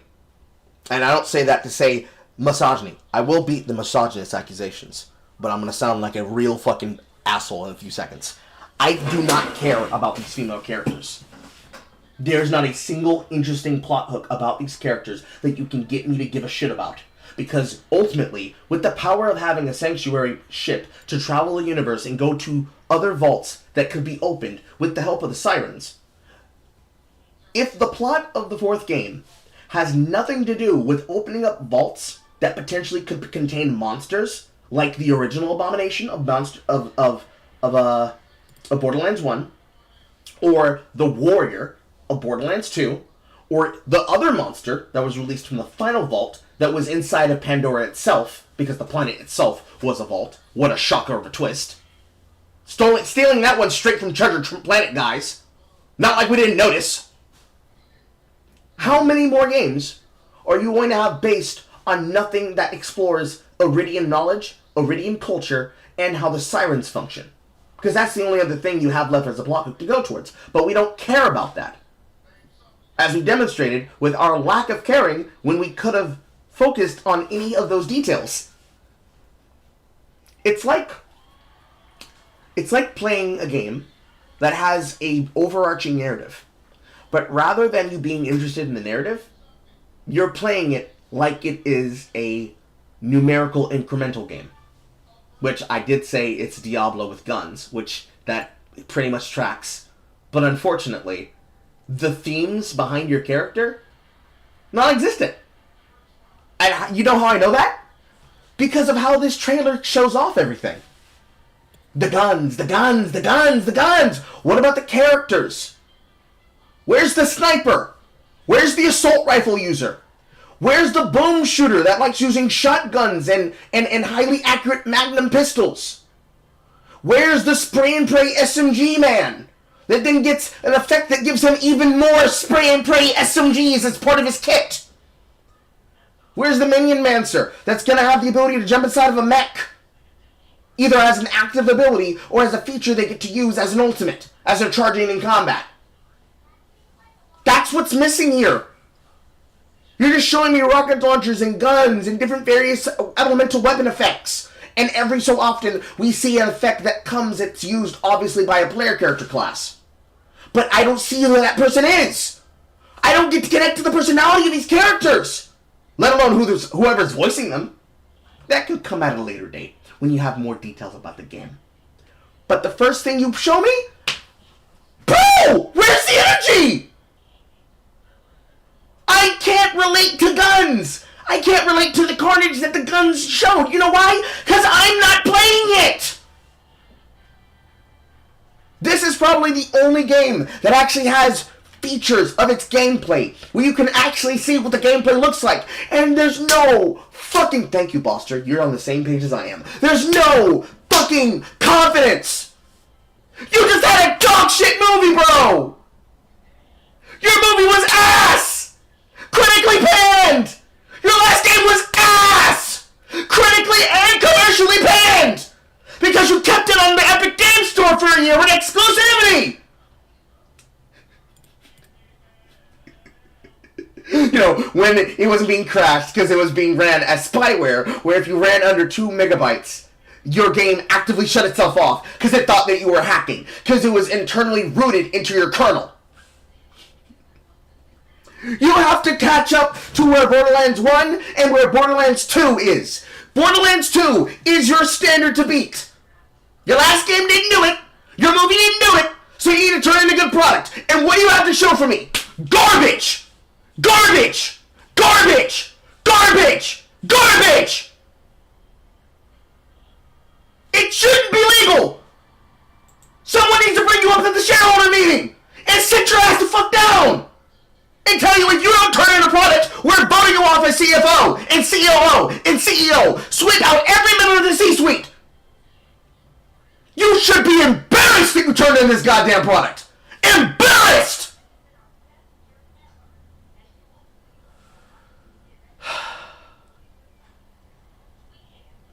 And you know what the disappointing part is? Despite being one of the #1 fucking haters, I was hoping that they would show some level of fucking responsibility after the goddamn trash that was the Borderlands film. Because, as they usually do, they try to go multi-platform and they try to go multi-content providing. It gave you an opportunity to harmonize the games into the movies. Because I don't know why the fuck you thought that you could be able to bullshit around and try to combine the plot of Borderlands 1 with characters from Borderlands 2 before you've even divined characters for Borderlands 2 to be in the Borderlands 2 movie, even if you have minds to do sequels. We'll forgive you for you overusing Jack Black. The industry's been doing it way too much. That was your chance to be like, okay, fuck. We cannot be doing multi-platform content strategies. Let's go back to what we know. Let's make Diablo with guns and actually make it the way that the players want it. And let's come up with a game plot. Let's come up with a story. Let's come up with hooks. And let's come up with character classes that people can really sink their teeth into. And what you show me is a fucking hodgepodge put together montage of weapons. with absolutely no DNA to tie them into each other. The most disappointing part is that of the first weapons that you show off, one of the ones that I wanted to see was melee throwing weapons. We hadn't had that before. Technically, you had Krieg's axe, but Krieg's axe was a special weapon state. The first thing we see here, as this person goes in the air with this, immediately out, twin tomahawk, fire and ice melee throwing axes. Double throw barbarian in this bitch! And that's the only footage of this! When you're showing a new game design and a new game trailer, you should be showing something different. That is the most different thing that has ever been in Borderlands. Now, moving along! Spending all this time trying to talk about height. You fucking Abbott and Costello routine bouncing off of each other. And your gameplay footage doesn't even resemble any of what you're trying to show. This is something that you actually should be capable of doing, because this is something that even Riot Games has mastered. If we're talking about something like a fucking champion spotlight.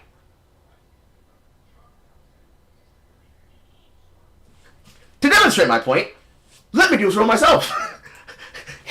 Hey Vault Hunter, welcome back to Borderlands 4. Guess what you're missing out on? Explosives. But not just explosives. Double explosions!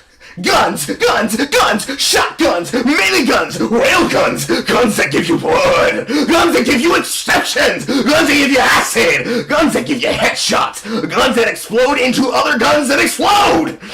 If you think that's all we've got actions. You want to put a bitch in the air, you want to slide, you want to hoverboard and swing, we got it all, baby.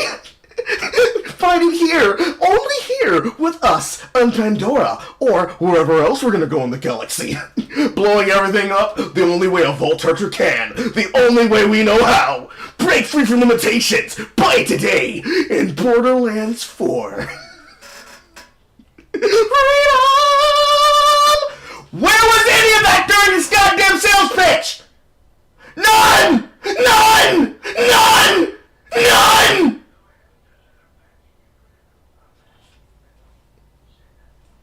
The most central thing, which this was the only thing you got right with Borderlands 3, the most central thing that made Borderlands 3 at least interesting to play was the fact that your villains were the ones baiting you to play the game.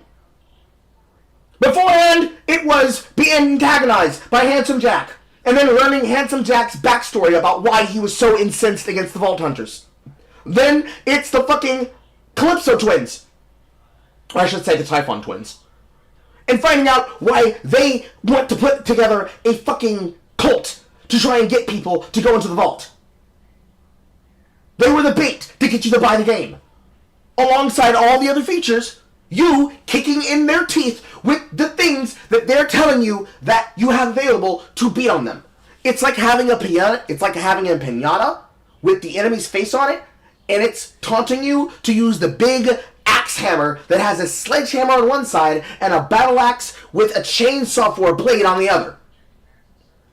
But instead of using the personality of the characters, which was the draw point of Borderlands, you have a fucking slideshow of guns, skills, and weapons. And the most interesting weapons that you should be highlighting, nothing!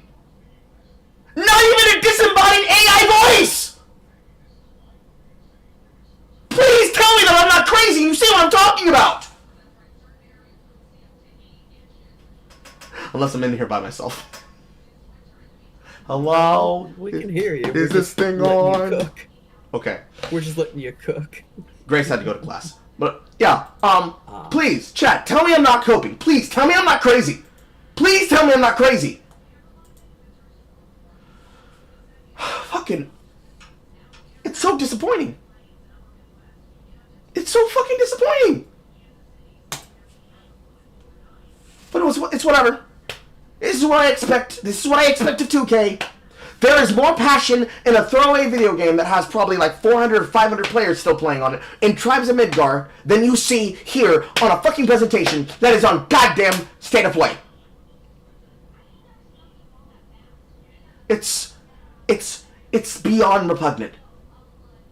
It's beyond repugnant. If you were a shareholder for 2K and Gearbox, you should be begging to rip these men out of their positions.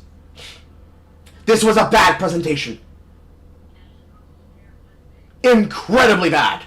And then, to go along with the point that I was laying out, September 23rd, outside of the fiscal quarter. Aw, man, aren't you so fired up to buy this game, guys?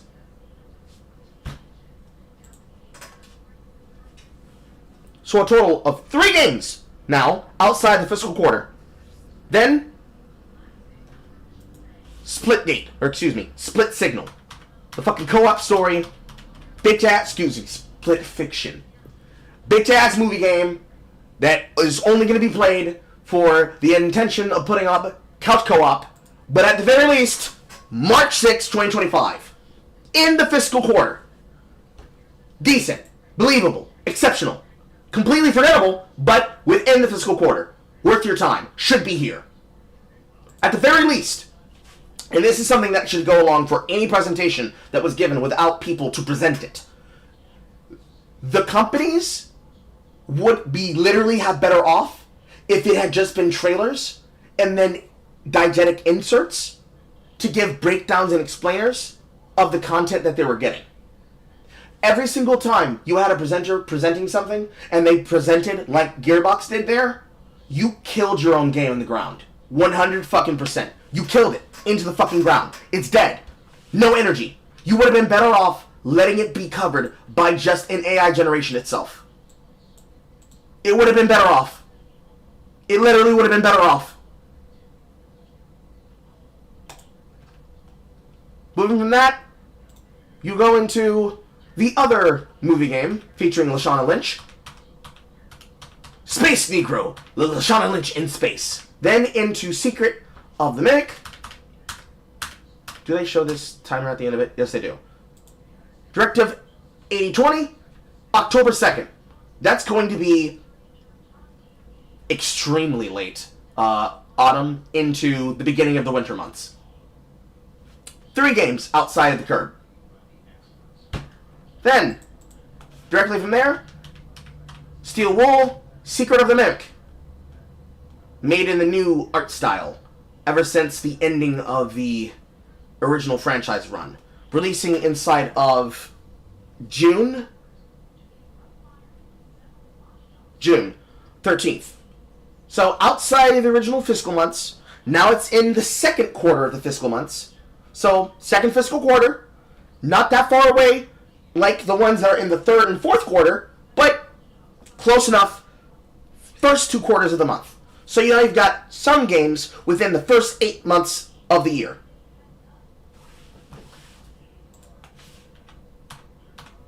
Then you have a description of a VR game that looks innovative for the design that it has for the Midnight Walk. That's coming May 8th. That slots into quarter 2. Then you have Darwin's Paradox. That's got no date on it, just coming to PS5 exclusively with no date. So it might as well be the same as saying it's coming next year. Because, hey, I have no reason to care about this game. You know why? Because you don't have a date for when it's coming. Then from there, Warriors Abyss from Koei Tecmo. A Tencho Muso game, probably with the area designs of these ground effects that are on the floor, which seems to be the loop of the gameplay. Because I think he dies here on one of them. Yeah, he gets hit by that. And then that guy gets hit by that and then he dies. But guess what? That's available today! Get it now! You want to play this game? Right now! The best word of criticism that I could have given for how they chose to put all this shit together, they should have put everything that was coming out first, closer to the beginning of the broadcast, and then over the end of the broadcast, later out projected into the year, with the games that have no date being in the middle, so that you at least remember them, and then games that are further out that'll happen either at the end of the year or next year towards the end, which I guess was the case for that fucking Indian game. I'm sorry, I'm going to call it the Indian game until this point in time. These one-word title games are not memorable enough to sit in my mind. Then, immediately after that, you have another game that's technically the same vein, but differently as a single player, which is then the remake of Onimusha 2. Which then is coming in May 23rd, 2025. It's PS4, it's not multi-platform, which goes along with the same thing I was saying, with you need to step away from multi-platform content, but whatever, it is what it is. It is what it is. It is what it is. More games. First 8 months of the year. Decent. This waylays and holds over with all the other games that are going to be coming out as well. Then you move from here, you get more announcement and more information, and more gameplay examples of Onimusha Way of the Sword. We know that's 2026. We were already told that beforehand. That's less upsetting, because we were already aware of this at the other State of Play. Then, you get announcements and talks about Metal Gear Solid Delta, which is the same Metal Gear Solid 3. Just a graphical fidelity update. We know that this will be out in the very, very, very far back of the fiscal quarter of the year on August 28th. So, it is what it is. That's another game inside the fiscal quarter at the very tail end.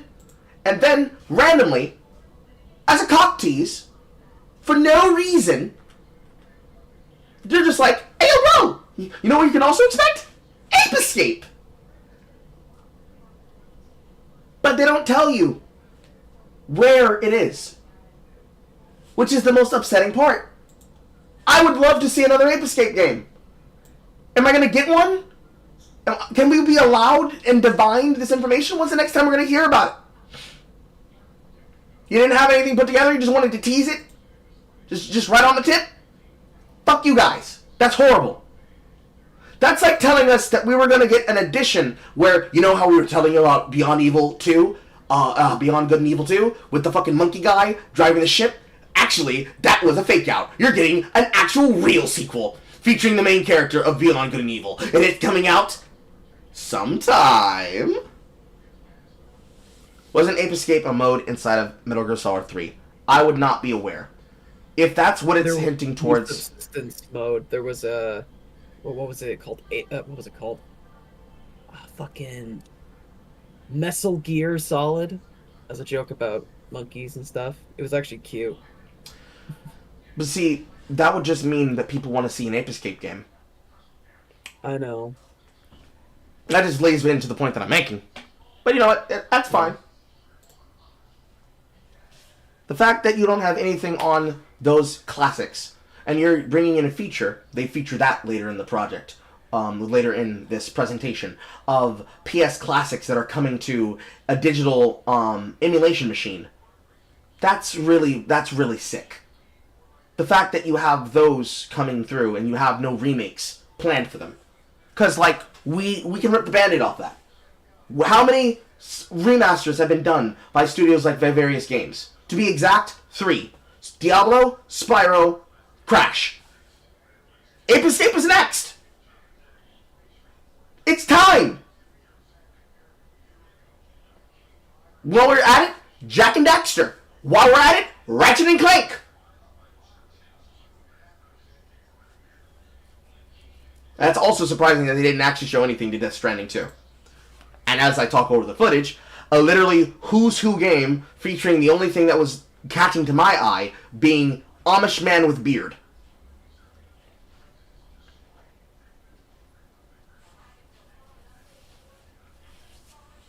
And that is, of course, for this game, which is September 4th, 2025 release for Hell Is Us.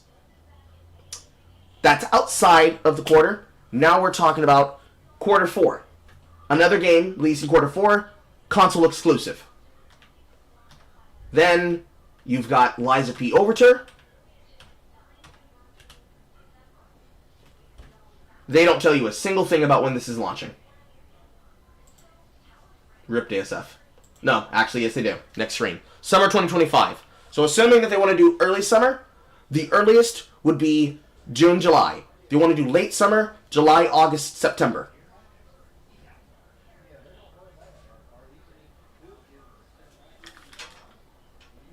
There are people talking outside my window. Excuse me.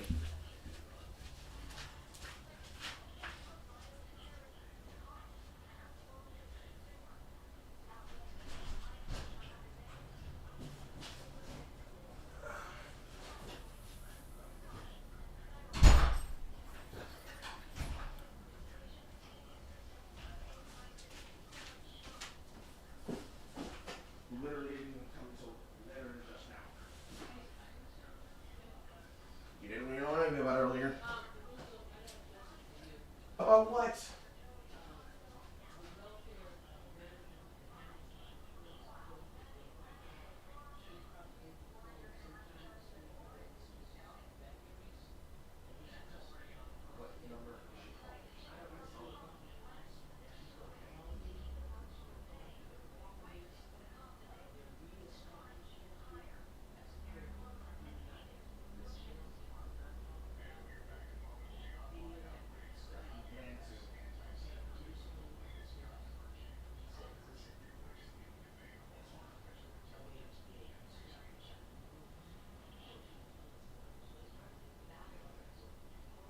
Sometime this month. This week. Whatever. Package arrived at my door. Okay. What happened to my internet? My page break? That page broke.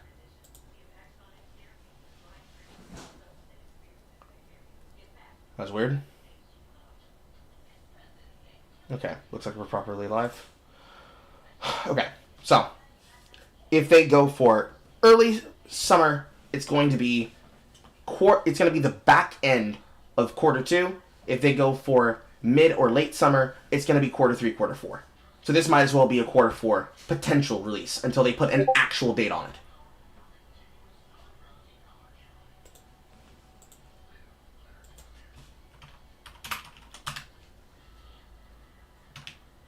Got a message from Star.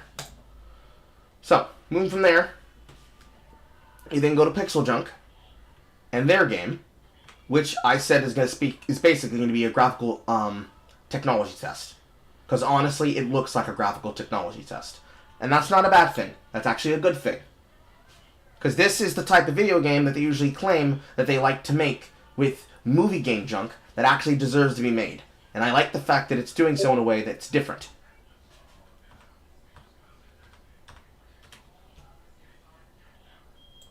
They say that it's set to launch on PS5 later this year, with no exact date, but literally give you the encouragement to wishlist it starting today, unfortunately. Which then combos into the second presentation due.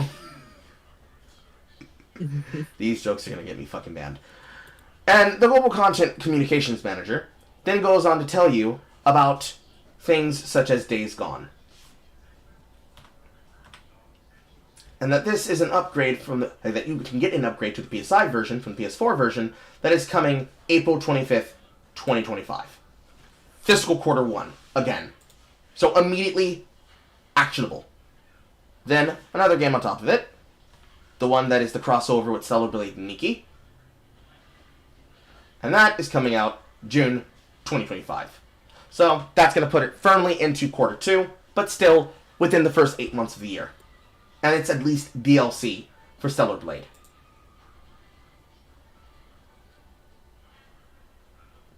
Then from there, the game catalog, releasing on February 2025, featuring things such as Jedi Survivors, Lost Records, Top Spin, and that other game that they feature. Which effectively is the matching competitor to getting it day one on Xbox Game Pass. First of which is a narrative story game featuring Lesbian Summer Barbie Valley Adventure. By that I mean Lost Records Lumen Rage Tape 1. Movie game, February 18th. Literally 6 days. And yet the energy around it is nothing. Then, on the back of that, the next game, which is basically Myst, which is Blueprints.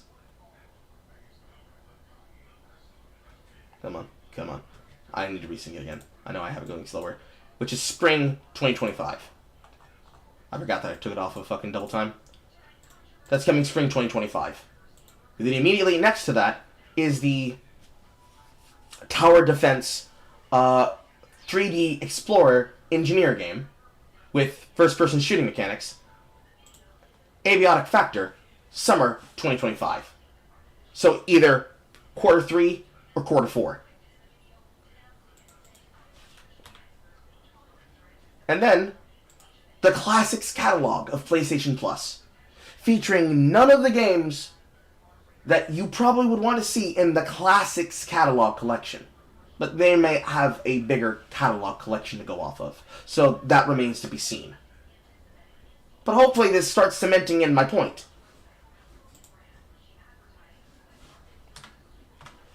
Then you've got the next game, which is Female Soulsborne, which is Tides of Annihilation. You wishlist it now. It does not have a date of release.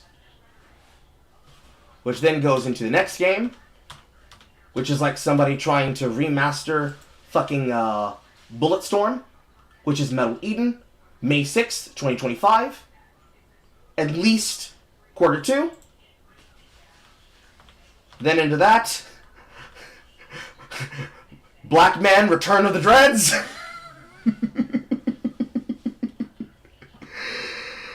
Which is Mind's Eye, which is Summer 2025. This being one that actually has then a reproduction showing the actual gameplay footage, and it just looks like Just Cause. Like the Triple XL edition. Which means it'd be like a 95% off game, because it has nothing about it that makes it stand out. It's a movie game plot with literally no personality to hold it together. And then, after that, the next movie game, being released next year, featuring straight out of the work Indian gods. Men chasing down and being challenged with a weapon. Probably getting obliterated and turned into dust. Saurus. This being released in 2026. This is probably the most proper place for it to be in this catalog presentation, and yet nothing about it. Because as the advanced neckbeard comes to tell us, there will be no gameplay footage shown until the next time they have a presentation, which is going to come out next year. They just tell you, hey, this character action is being recorded with body scan footage from our actor, who it's also been designed after. Isn't that cool? And that's your state of fucking play. Some games that are coming out in 2025, some games that are coming out in 2026. Of which they give the biggest press of what's here on the screen in front of you to the game coming out with no date next year! That is not how you should conduct a state of play. And it has two sides of the screen, further showing you the ones that are coming out in 2025 to 2026. Ironically enough, for the other game that is released in the future in 2026, we have seen more gameplay footage of it than we did before. Even with what we were seeing from it, we were at least able to see the style of combat that we would be getting in Onimusha Way of the Sword. Which is to say, the same combat that you're getting right now in Ninja Gaiden 4 and in Ninja Gaiden 2 Black. This is worse than a nothing burger. It was a slideshow. This was a disappointing fucking slideshow. If there's one saving grace, it went by so fast that you wouldn't even have time to complain. But baby, I found the time. I'm upset. I'm upset. I don't know about you, but I'm upset. I'm not even a Sony pony. I'm not even a PlayStation fanboy. I don't even own a console in which to play most of these games on, unless we're talking about specifically those that are coming to PC. There were more games that were exclusive to the console than those that are multi-platform. What's your opinion, Aqua? I don't know.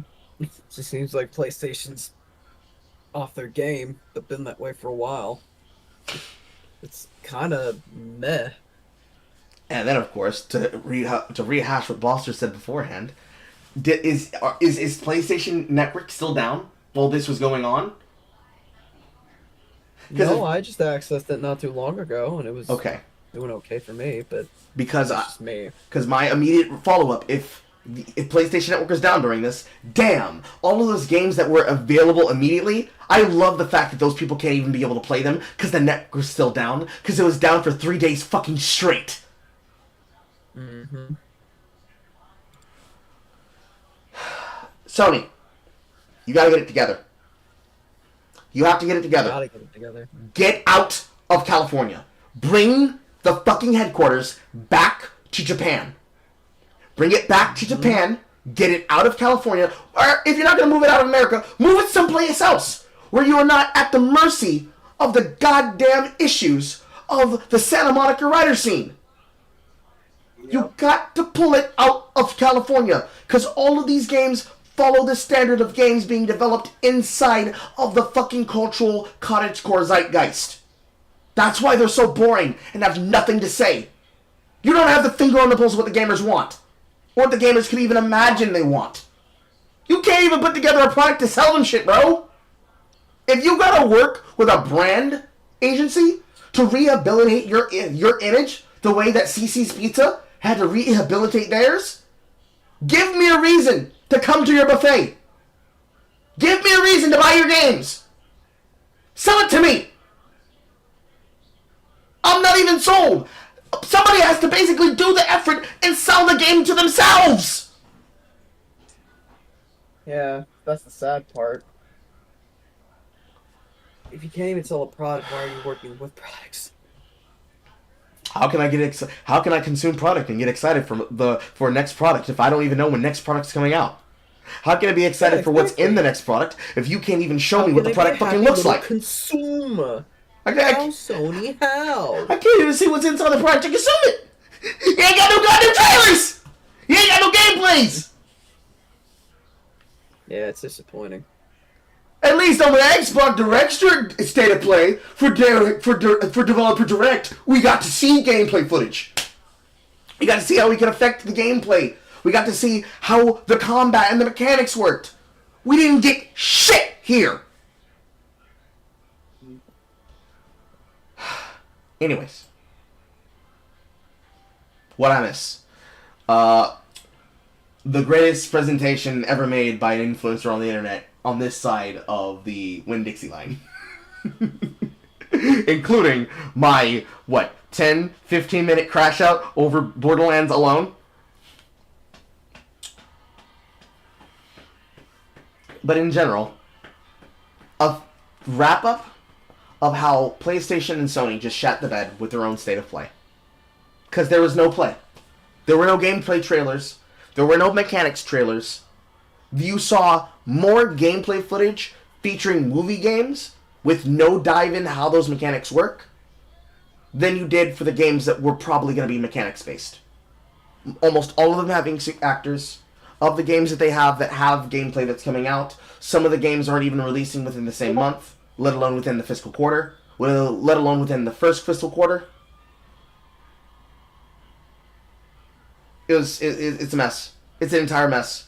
Not to mention that of the games that they're giving the biggest presser for, as seen here, with things like Soros, have no gameplay trailer. You just know who's voice acting the character, and that's it. It's like a movie trailer. That's what we just watched. It wasn't a gameplay trailer. It wasn't a gameplay showcase. It was a movie trailer of video games.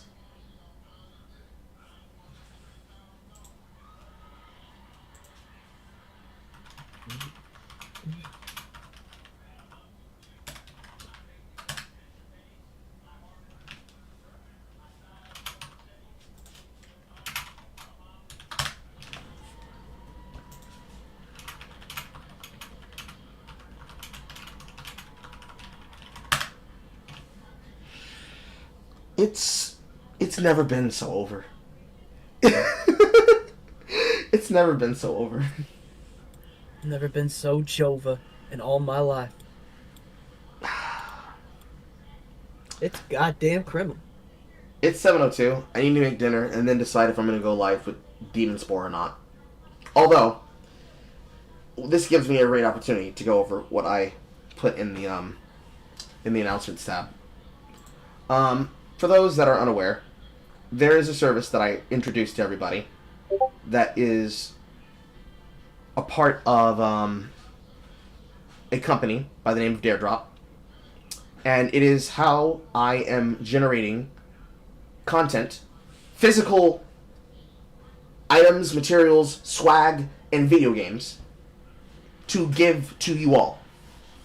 Yesterday, I did 2 games for it. One of them was Macross Shooter Insight.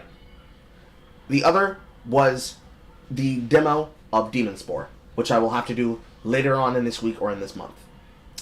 I will be making a review for one of them, and then I will have to do the extra challenges in the other, and then I have to put the video, put the criteria that fulfills the challenge on the channel, so that they can then verify it to then reward for the caps. And that is so that we can produce content to give back to the audience, because ironically, it is based on audience metrics.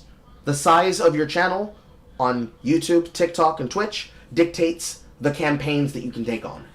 And I know that most people don't give a fuck, but for things like this and for stuff like this, it definitely does help out that even if this is your first time coming to a live stream of mine, supporting in any way, including your eyes, actively does help. Because it increases not just the reach of the channel so that it can grow and we can then be able to submit for more things, but it also increases the amount of dares that I can do on the platform to then generate set codes to then give back to you. It's like ethically sourcing collaboration content for content creators of all size, although it does pay to be a larger content creator. For some of these, it matters more for the CCV of Twitch than it does for YouTube, but that's not to say that either of them are not useful, because I actually get more dares based on the platform that I have reach on for each of them. So there will be dares for the YouTube side and there'll be dares for the Twitch side, and I can be able to generate codes based off of both. So, alongside those codes for specific game sponsors, there's also the feature that is the Create a Dare. So now we have the ability, using another system of work, to put together a way to put on screen dares that can be done instantaneously whenever there is content or there is a specific gaming stream. So, unlike before in the past, for Twitch incentives, with things like telling people stories from my past about my life, or other things like this, this is something that can tie directly into the content no matter what it is I'm doing. This means something to the tune of, as I go read what I posted in polls and announcements, this means something in the tune of, say, no hit challenge, a 1 life challenge, a no healing challenge, a no glasses challenge, someone blind as a bat, having to drop a 25 kill bomb in a PvP game, or something like this. We can now collectively brainstorm dare ideas together with each other, and we can now give better engagement and interaction to the chat. So, alongside this, as was with the State of Play, that was later in that announcement, because I'm not sure I will do Demon Spore today, because after that, my mental battery has gone to 0. If this is the first time that you ever watched my live stream, or in the future when I have to give this blurb again for watching my content, I appreciate every single person that comes to the chat room to come watch on any platform where they are watching, especially those of you, the Twitter mutuals out there on X. If for nothing else, it benefits me and helps me to help you, to help everyone, to give back to you and everyone, if you choose to help my channel grow. And my hope is that you will be able to find yourself a place where you feel like you can belong, here with me in my bedroom. Indiscriminately on my bed. So, before I sign out, I just want to be able to say thank you again for those of you in my audience Those of you who have been here, those of you who are first comers, those of you who are veterans, and those of you who send your regards on the VODs, we salute you. 07's in the chat. But, that being said, I'm Carl. This has been my audience. This has been my opinion. I'm leaving. Goodbye. I'll see y'all in the funny papers, and I will talk about y'all in therapy. Goodbye.